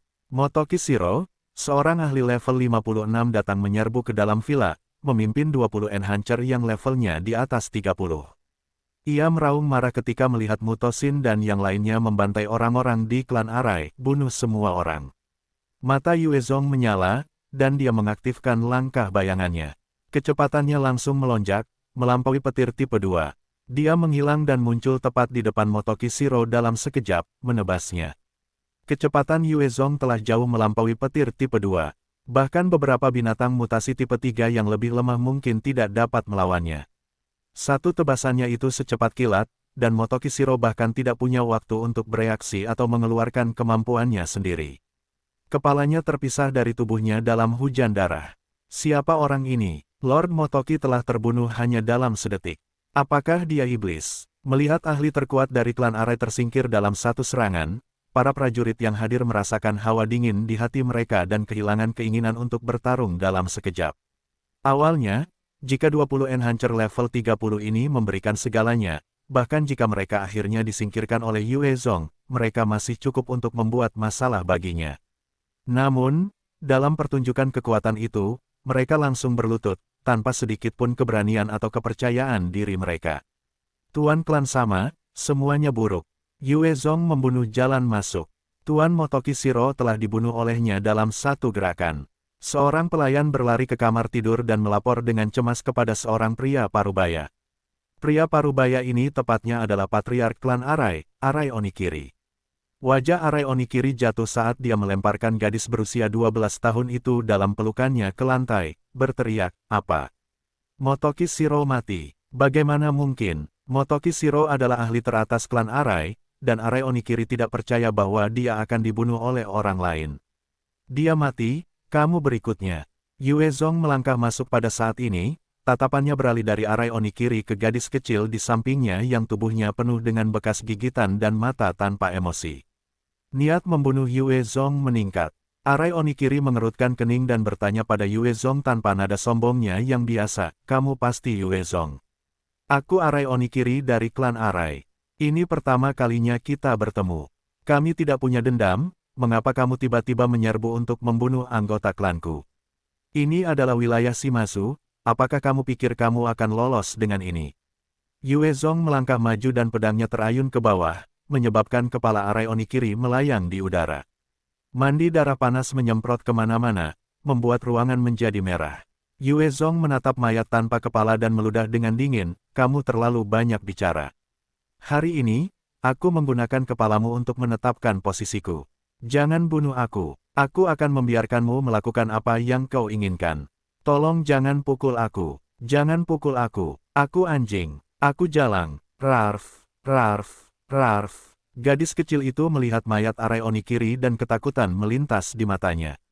Dia merangkak ke arah kaki Yue Zong seperti anjing dan memohon sambil menggonggong. Arai Onikiri juga seorang cabul dan suka menyiksa gadis-gadis muda. Tampaknya gadis muda ini adalah salah satu korbannya. Yue Zong memperhatikan gadis kecil itu, memperhatikan bahwa matanya besar dan kulitnya putih. Tubuhnya lemah dan kecil, dan anggota tubuhnya tampak seperti akan patah setiap saat. Wajahnya halus dan dadanya sudah berkembang dengan baik, tampak seperti sepasang sanggul.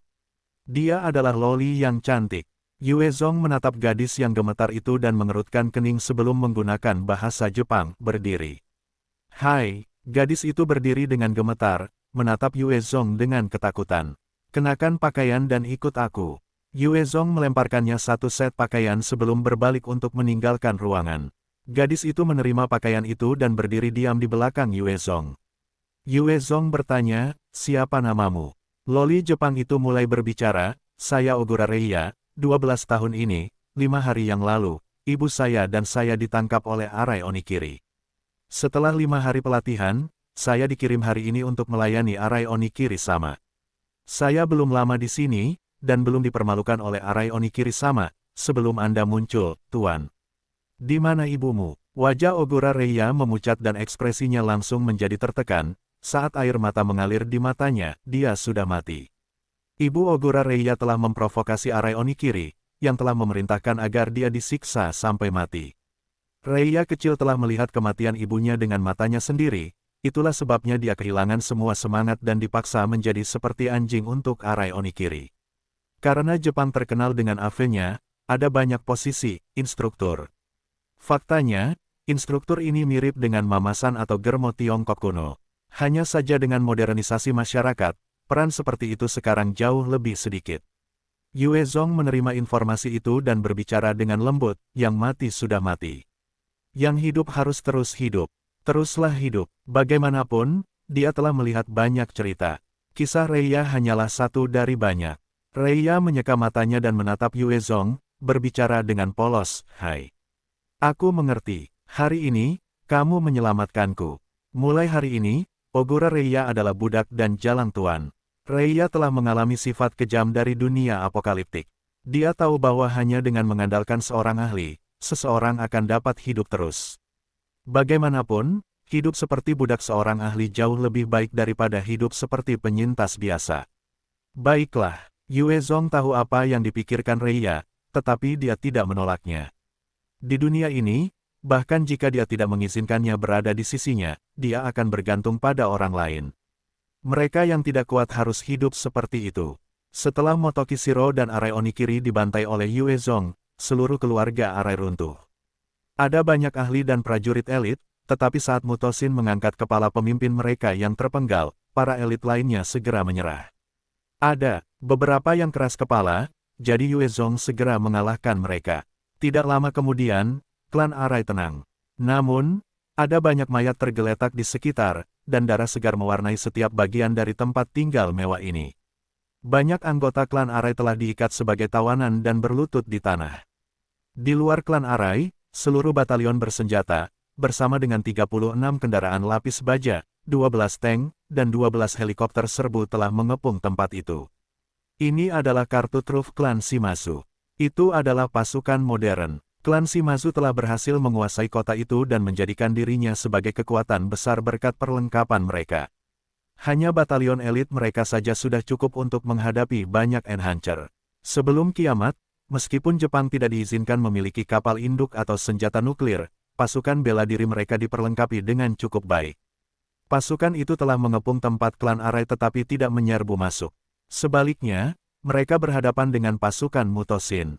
Tepat pada saat ini, Yue Zong keluar dari villa, dan suaranya yang dingin terdengar. Apa maksudnya ini? Kalian ingin memulai perang denganku. Saat para prajurit melihat Yue Zong, mereka semua merasa merinding. Mereka tidak dapat menahan diri untuk tidak mengangkat senjata mereka ke arahnya. Intuisi mereka memberitahu mereka bahwa pria ini berbahaya. Mata Yue Zong menyipit dan dia melompat ke depan, niat membunuhnya membumbung ke langit. Kalian berani mengangkat senjata melawanku. Apakah kalian ingin memaksaku? Bagus, biarkan aku menunjukkan kepadamu apa itu pembantaian. Belasan prajurit elit yang paling dekat dengannya langsung terpengaruh oleh niat membunuh Yue Zong yang kuat dan tanpa sadar melangkah mundur. Wajah mereka pucat. Tepat pada saat ini, Tanaka Shiro berlari keluar penuh keringat sambil berteriak, berhenti. Yue Zong sama, kami tidak bermaksud begitu. Tolong, tenanglah. Dia sangat jelas tentang temperamen Yue Zong yang menakutkan. Para ahli di klan Arai banyak jumlahnya tetapi telah dengan mudah dikendalikan olehnya saat dia menyerbu masuk. Bahkan Motoki Shiro telah diiris dalam satu gerakan.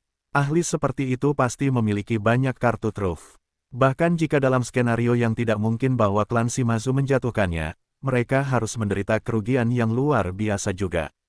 Jika hal seperti itu terjadi, Tanaka Shiro tahu bahwa kepala Shimazu tidak akan membiarkannya pergi. Adapun pengerahan pasukan elit, itu untuk menunjukkan kekuatan mereka. Klan Shimazu tidak punya niat untuk benar-benar menyerang Yue Zong. Turunkan senjata kalian, teriak Tanaka Shiro. Para prajurit segera menurunkan senjata mereka. Yue Zong mendengus dingin dan menyimpan pedang gigi hitamnya di punggungnya. Dia tidak punya niat untuk bertarung sampai mati dengan klan Shimazu. Lagi pula, jika kedua belah pihak benar-benar bertarung, selain Yue Zong, yang lain pasti akan mati. Tanaka Shiro berjalan menuju Yue Zong dan berbicara dengan hormat, Yue Zong sama, pemimpin klan ingin bertemu dengan Anda. Silakan ikuti saya, melihat sendiri lebih baik daripada mendengar dari 100 orang lain. Tanaka Shiro akhirnya melihat betapa menakutkannya Yue Zong, dan dia menjadi lebih hormat. Orang Jepang adalah ras yang sombong, tetapi mereka tahu kapan harus menyerah. Dalam kasus Perang Dunia II, Jepang baru menyerah setelah 2 bom menghancurkan sebagian besar negara mereka.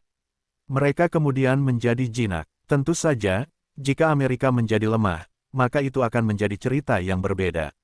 Klan Shimazu terletak di bagian dalam kota Sakura, di sebuah perkebunan besar namun tampak kuno. Banyak orang kaya dan berkuasa suka tinggal di bangunan besar dan luas namun tradisional. Tentu saja, di tempat-tempat seperti Tokyo, di mana tanah langka, lebih sulit untuk memiliki kemewahan seperti itu. Namun, arsitektur dan desain bangunan seperti itu akan umum di kota-kota kecil. Di bawah bimbingan Tanaka Shiro, Yue Zong dan Kyoko berjalan melalui sejumlah koridor dan lorong sebelum tiba di pusat rumah besar itu. Di dalam aula besar, duduk seorang lelaki tua tapi bugar yang berusia sekitar 56 tahun. Dia memiliki potongan rambut bascut pendek dan mengenakan kimono. Di samping lelaki tua itu, ada seorang wanita muda cantik dalam kimono, berlutut dan menggiling daun teh. Lelaki tua itu menatap Yue Zong dan tersenyum tipis. Saya Shimazu Yuji. Yue Zong, saya sangat senang bertemu dengan Anda di sini. Silakan, duduk. Apa kabar? Yue Zong menatap pemimpin klan Shimazu ini dan duduk dengan nyaman. Dia tidak terbiasa dengan gaya berlutut orang Jepang.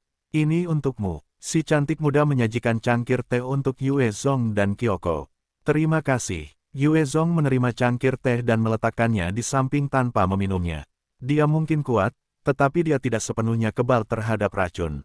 Ada segala macam tanaman bermutasi dalam kiamat dan dia akan mati jika dia diracuni juga. Shimazu Yuji menunjuk gadis muda itu dan berkata, "Ini putriku, Shimazu Mina. Mina, pergilah dan sambut suamimu." Shimazu Mina datang di depan Yue Zong dan membungkuk dengan anggun. Sebelum berbicara dengan anggun, Yue Zong sama, "Nona ini masih kurang dalam banyak hal, aku mohon bimbinganmu di masa depan." "Bagus, bangun." Dia mengangguk sedikit pada Shimazu Mina, sebelum berbalik menghadap Shimazu Yuji, kepala klan Shimazu. "Apakah ada sesuatu yang penting sejak kau memanggilku ke sini?" Shimazu Mina sedikit menyesuaikan posisinya, berlutut di samping Yue Zong seolah-olah dia sudah menjadi istrinya. Karena dia dibesarkan dengan etiket tertentu, dia jelas tentang apa yang harus dia lakukan. Shimazu Yuji menatap Yue Zong dan tersenyum penuh kasih sayang, "Kau masih memanggilku kepala klan Shimazu. Bukankah, ayah mertua, lebih baik?" Yue Zong terkekeh, "Kepala klan Shimazu, kurasa sudah tepat untuk memanggilmu seperti itu setelah kita melakukan ritual." Bahkan jika itu adalah pernikahan politik, membuat Yue Zong tiba-tiba memanggil orang asing sebagai ayah mertuanya adalah hal yang aneh. Shimazu Fuji menatap Yue Zong dan senyumnya perlahan memudar, hanya untuk digantikan oleh ekspresi serius, "Itu dapat diterima. Namun, bahkan jika ada alasan untuk tindakanmu, memusnahkan klan Arai terlalu berlebihan." Yue Zong tidak kehilangan irama dan bertanya, "Yah, semuanya terjadi seperti itu kepala klan Shimazu, apa yang ingin kamu lakukan?" Wajah Shimazu Fuji kembali dipenuhi senyum saat dia menyarankan, "Klan Arai adalah kekuatan penting dalam klan Shimazu kita. Para zombie di Kabupaten Yama akan segera menyerang. Kehilangan klan Arai sama saja dengan kehilangan sebagian besar kekuatan kita. Yue Zong, aku harap kamu dapat membawa orang-orangmu untuk membantu melindungi kota ini.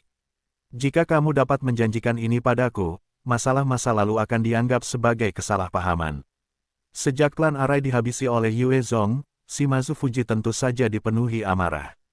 Namun, sebagai pemimpin klan, dia tidak bisa membiarkan amarahnya mengaburkan penilaiannya. Jika mereka bisa mendapatkan bantuan Yue Zong, maka kecakapan bertarung mereka akan meningkat ke tingkat yang mengerikan. Selama mereka bisa menghadapi ancaman ini, mereka akan bisa berkembang lebih jauh di masa depan. Dalam menghadapi situasi kritis seperti itu, Shimazu Fuji tidak mau menjadikan Yue Zong musuh yang kekuatannya benar-benar tak terduga. Mata Yue Zong menyipit dan dia menyatakan syaratnya, "Tentu. Tapi, aku ingin semua orang Tionghoa yang selamat di klan Shimazu." Setelah datang ke Jepang, meskipun Yue Zong telah merekrut Xin dan Wei Qi, mereka belum bisa dipercaya. Yue Zong tidak punya cara untuk melihat pikiran seseorang, tetapi dia sangat jelas. Orang Jepang hanya tunduk padanya karena kekuatannya. Jika terjadi kesalahan, mereka pasti akan mengkhianatinya sejak awal. Inilah sebabnya dia ingin memiliki para penyintas Tiongkok di klan Shimazu. Ada kilatan aneh di mata Shimazu Fuji, saat dia berbicara, "Para penyintas Tiongkok. Tentu, aku bisa memberikan semuanya padamu. Mina, pergi bawa dia ke para penyintas Tiongkok." Shimazu Mina berdiri dan membawa aroma wangi saat dia memperlihatkan senyum yang indah kepada Yue Zong. "Baik, Otou-sama. Oto-sama, silakan ikut denganku. Otou-sama dengan ayah. Oto-sama dengan suami." Yue Zong membalas senyum Shimazu Mina dan mengikuti wanita cantik itu keluar. Saat mereka meninggalkan ruangan, ekspresi Shimazu Fuji tenggelam, saat kerutan di wajahnya menjadi lebih jelas. Matanya menunjukkan tatapan berbahaya dan muram. Setelah beberapa saat, dia mendapatkan kembali ketenangannya, dan berbicara kepada bayangan di sudut, "Yamada, bagaimana menurutmu?" Dari sudut, seseorang yang terbungkus rapat dalam warna hitam melangkah keluar, hanya matanya yang terlihat. Seorang ninja dari legenda melangkah keluar dan muncul di samping Shimazu Fuji. Orang yang seperti ninja ini adalah kartu truf dan pembunuh terkuat dari klan Shimazu, Yamada Ichiuma. Levelnya di atas 58, dan dia adalah seorang evolver berbasis agility. Yamada Ichiuma adalah ahli terkuat dari klan Shimazu, dan dia telah berkontribusi besar bagi mereka. Dia berbicara dengan nada dingin dan kasar, "Tuan. Dia sangat kuat. Selain itu, dia selalu waspada. Jika kita bentrok, aku hanya akan bisa bertahan 5 menit. Jika itu adalah pembunuhan, aku hanya memiliki keyakinan 30% untuk berhasil. Hanya 30. Terlalu sedikit. Shimazu Fuji mengerutkan kening. Dia tidak menyukai kenyataan bahwa ada orang asing dengan kekuatan luar biasa yang mengamuk. Penilaian Yamada Ichiyuma terhadap Yue Zong sangat tinggi, ini juga dengan asumsi bahwa dia berada pada kondisi paling tidak waspada. Hanya dengan begitu akan ada peluang 30%. Jika dia mempertahankan kewaspadaannya, aku bahkan tidak akan bisa mendekatinya dalam jarak 20 meter. Yamada Ichiyuma telah membunuh banyak ahli. Dia telah membunuh banyak sekali binatang mutasi dan zombie tingkat tinggi. Begitulah caranya dia mampu memahami tekanan yang diberikan Yue Zong padanya. Itu adalah intuisi yang dibentuk dengan mengalami pertempuran yang tak terhitung jumlahnya. Shimazu Fuji melambaikan tangannya, minggir. Hai, Yamada Ichiyuma dengan cepat menghilang ke dalam bayangan lagi. Shimazu Fuji menekan tombol di sampingnya dan seorang wanita Jepang yang cantik muncul, berlutut di sampingnya. Shimazu Fuji menatap wanita cantik itu dan memerintahkan, Noriko, sampaikan perintahku. Beritahu semua orang dari klan Shimazu untuk tidak menyinggung Yue Zong ini. Cobalah berteman dengannya. Wanita cantik Jepang ini bernama Iwa Noriko, dan dia adalah salah satu wanita cantik yang dijaga oleh Shimazu Fuji setelah kiamat. Dia bermartabat dan fasih dalam adat istiadat, dan merupakan salah satu anggota pengawas klan Shimazu. Hai, Iwa Noriko membungkuk hormat dan pergi. Karena kita tidak mampu menjadikannya musuh, kita hanya bisa mencoba berteman. Setelah Noriko pergi, suara cemberut Shimazu Fuji bergema lembut di ruangan itu. Di dalam gudang yang diubah menjadi penjara, 30 orang Jepang saat ini menjaga para tahanan. Merangkak lebih cepat, merangkak lebih cepat. Sial, jalan nomor 1, lebih baik kau merangkak lebih cepat. Kalau tidak, kau bisa lupa makan. Di tengah tawa kejam orang Jepang, 6 wanita dengan bekas luka di sekujur tubuh mereka merangkak di tanah, berebut untuk mencapai garis putih di tanah.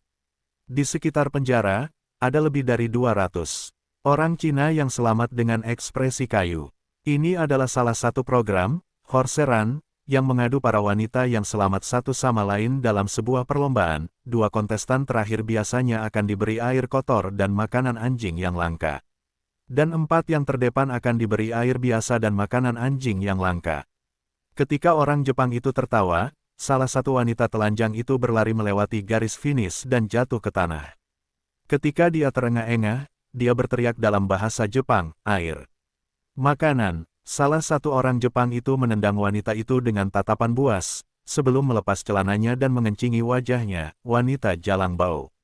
Kenapa kamu merangkak begitu cepat? Kamu membuatku kehilangan rokok. Karena kamu ingin air. Ini untukmu. Buka mulutmu. Minum semuanya. Wanita Cina yang penampilannya dianggap sopan itu membuka mulutnya dengan kaku, menerima kencing yang menjijikkan itu.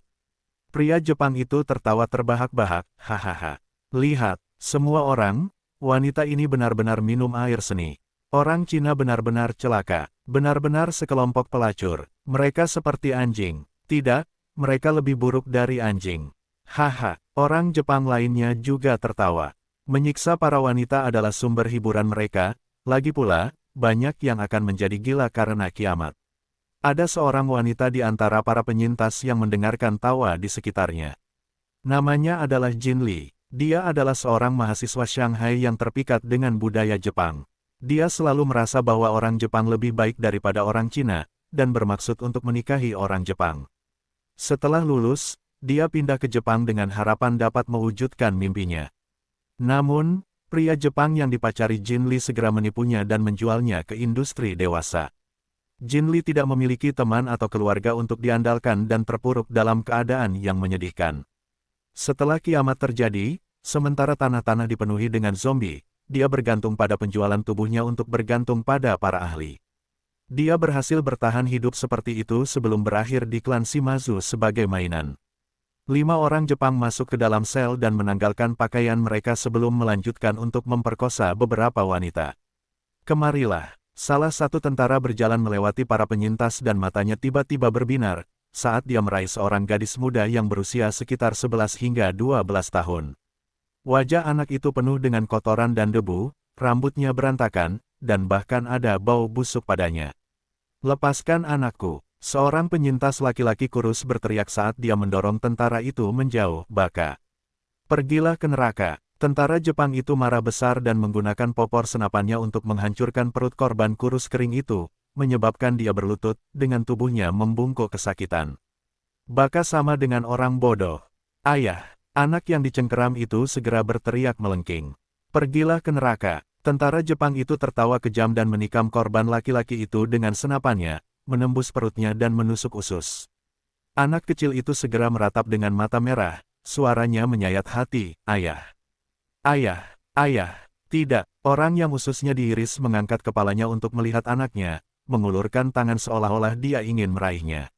Dia sangat mencintai anaknya dan ingin melihatnya sekali lagi sebelum dia meninggal. "Ayah! Ayah! Ayah!"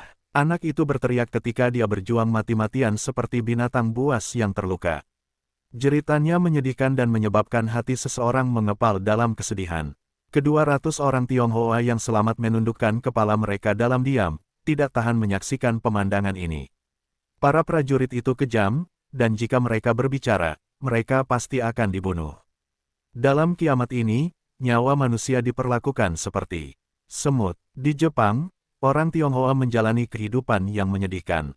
Ada banyak gerakan sayap kanan sebelum kiamat, dan ada banyak sentimen anti-Tiongkok. Banyak yang berharap agar mereka dapat menyingkirkan orang Tionghoa dari negara mereka. Namun, karena ada norma dan tindakan sosial yang berlaku, tidak seorang pun dapat dengan berani menuruti pengucilan atau perilaku xenofobia mereka. Namun, setelah kiamat terjadi, orang Tionghoa di Jepang menjadi makhluk hidup yang paling rendah. Banyak orang Jepang yang sudah cukup kejam terhadap rakyat mereka sendiri, dan tidak perlu berbicara tentang nasib orang Tionghoa yang mereka benci. Anjing Tionghoa, mati. Prajurit Jepang itu memperhatikan anak kecil yang berjuang itu dan menjilat bibirnya dengan agak bersemangat, sebelum mengarahkan senapannya ke kepala pria Tionghoa parubaya itu dan menarik pelatuknya. Setelah suara tembakan yang keras, sebuah lubang peluru muncul di antara alis pria itu. Matanya kehilangan cahaya kehidupan, dan dia jatuh ke lantai. Matanya yang kosong masih menatap ke arah anak itu. "Ayah!" Anak itu menyaksikan kematian ayahnya yang kejam dan meratap dalam jeritan yang memilukan, matanya kehilangan semua kemauan saat dia berhenti melawan juga. Hahaha. Tentara Jepang itu segera melemparkan senapan di tangannya ke satu sisi dan meraih untuk merobek pakaian anak itu. Tepat saat tangannya akan bersentuhan dengan anak itu, ada suara tembakan, dan tangan kanan tentara Jepang itu langsung meledak. "Ah! Ah!" Tentara itu berteriak saat melihat tangan kanannya yang hilang dengan sangat menyakitkan. Tepat saat suara tembakan terdengar, seluruh tentara Jepang yang memperkosa wanita lainnya langsung terkejut dan menoleh ke arah sumber suara tembakan. Di pintu masuk, Yue Zong masuk dengan ekspresi dingin. Yue Zong menatap para tentara yang mengarahkan senapan ke arahnya, matanya menyala dengan niat membunuh yang kuat, "Letakkan senjata kalian, atau mati." Shimazu Mina berjalan keluar dari belakang Yue Zong dan dengan cepat berteriak dalam bahasa Jepang, "Saya putri klan Shimazu, Shimazu Mina. Saya memerintahkan kalian semua untuk meletakkan senjata. Orang ini adalah tunangan saya dan calon pemimpin kalian.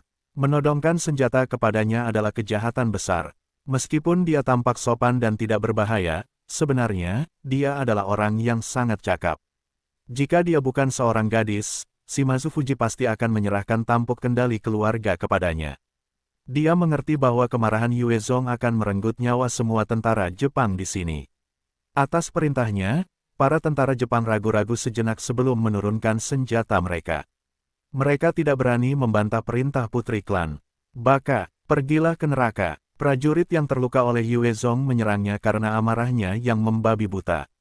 Yue Zong mengangkat tangan kanannya dan mencengkeram wajah prajurit Jepang itu dan melemparkannya ke bawah seperti boneka kain yang rusak. Dia kemudian menginjak punggung prajurit itu, memberikan tekanan seperti gunung. Dia menatap anak kurus itu, dan bertanya dengan dingin, "Bajingan, apakah kamu ingin membalaskan dendam ayahmu?" Anak kecil itu mengerti balas dendam, dan mata gadis itu yang awalnya tidak berjiwa bergerak, saat dia segera berlutut di depan Yue Zong dan berteriak dalam bahasa Mandarin, "Aku mau. Aku ingin balas dendam. Aku ingin balas dendam. Paman, tolong bantu aku." Yue Zong menyerahkan pistol 54 padanya dan berkata, "Selama kamu bersumpah setia, pistol ini milikmu. Ambil dan tembak bajingan ini di sini, keinginanmu akan terpenuhi." Anak itu menerima pistol itu dan segera mengarahkannya ke prajurit Jepang. "Baka, Apa yang menurutmu sedang kamu lakukan? Sisa prajurit berteriak kaget dan mengangkat senjata mereka. Tidak rela melihat rekan mereka terbunuh. Yue Zong dengan cepat mengangkat tangannya dan melepaskan tembakan berturut-turut, saat beberapa peluru mengenai sasarannya di kepala prajurit. Sejumlah prajurit Jepang langsung jatuh mati, dengan lubang peluru di kepala mereka. Shimazu Mina menyaksikan puluhan prajurit tewas di tangan Yue Zong dan wajahnya berubah, segera berlutut di depan Yue Zong dan memohon, berhenti. Oto-sama, tolong tenang. Tolong tenang. Setiap kematian menandakan penurunan kekuatan klan Shimazu. Lebih jauh lagi, Shimazu Mina tidak ingin melihat lebih banyak konflik antara pria Tiongkok yang menakutkan ini dan bawahannya. Tindakan Yue Zong membunuh para prajurit Jepang itu dalam sepersekian detik mengejutkan para prajurit lainnya, saat mereka menatapnya dengan ketakutan dan kengerian baru, tidak berani membuat gerakan apapun. Melihat mereka semua mundur karena terkejut, Yue Zong berhenti, dan tatapannya mendarat pada anak itu. Binatang, mati! Anak itu berteriak pada prajurit Jepang itu dengan marah dan menarik pelatuk sambil menggertakkan giginya. Setelah tembakan, sebuah lubang peluru muncul di kepala prajurit Jepang itu. Anak itu juga terluka oleh hentakan senjata itu, jatuh ke lantai. Namun, dia masih memegang pistol itu erat-erat dan keras kepala, saat matanya dipenuhi dengan haus darah yang buas. Saat berikutnya, anak itu menjadi pucat dan muntah. Setelah memuntahkan sebagian asam lambungnya, dia jatuh ke lantai, dengan tubuhnya memerah. Demam, Yue Zong melesat maju dan meraba dahinya, merasakan suhu yang membakar. Yue Zong menggendong anak yang bau dan kotor itu, dan menyerahkannya kepada Kyoko. Kyoko, pergi bawa bajingan ini kembali dan bersihkan dia, lalu atur agar dia beristirahat. Beri dia obat juga. Ya, Kyoko memeluk anak itu dan pergi. Setelah menyelesaikan masalah anak itu, Yue Zong berbalik untuk menghadapi 200 orang yang selamat lainnya di penjara. Ada sekitar 50 pria sementara sisanya terdiri dari wanita dan anak-anak. Dalam kiamat ini, sebagai orang asing, pria lebih mungkin dibunuh, dan selama wanita tidak terlalu jelek, mereka akan ditangkap dan digunakan sebagai alat. Yue Zong menatap mereka dengan tatapan rumit, berkata, "Saya Yue Zong dan saya dari Tiongkok. Jika Anda bersedia bersumpah setia kepada saya, ikuti saya. Selama Anda setia, saya akan memberi Anda makan dan memberi Anda martabat. Anda akan menjalani hidup Anda dengan bangga. Mereka yang bersedia, berdiri di sebelah kiri saya. Mereka yang tidak, Anda dapat tetap di tempat Anda berada, atau berdiri di sebelah kanan saya. Saya memberi Anda 20 detik.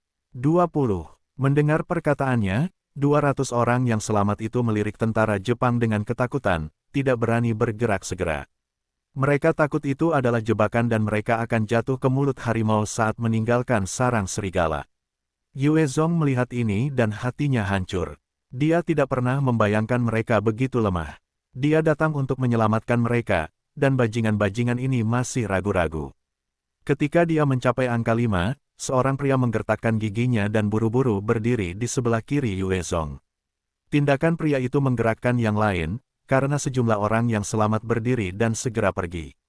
Setelah hitungan mundurnya, Yue Zong melemparkan pandangan yang rumit tetapi muram kepada para penyintas lainnya yang tetap tinggal, termasuk Jin Li. Ada sekitar 60 orang yang selamat yang tetap diam atau berdiri di sebelah kanannya. Ayo pergi. Yue Zong menatap mereka dengan dingin, sebelum berbalik untuk pergi. Shimazu Mina berjalan di sisinya dan menunjuk mereka yang tetap tinggal, bertanya, apa yang akan kita lakukan dengan mereka? Terserah kau mau berurusan dengan mereka. Mereka tidak ada hubungannya denganku. Matanya berkilat dingin dan kejam. Karena mereka bersedia tinggal sebagai budak dan anjing, dia tidak ingin memaksa mereka melakukan hal lain. Jin Li menatap mereka yang pergi dan suaranya yang melengking terdengar, jangan percaya padanya, orang Cina itu berbohong padamu, hanya orang Jepang yang baik. Orang Jepang lebih baik dari orang Cina.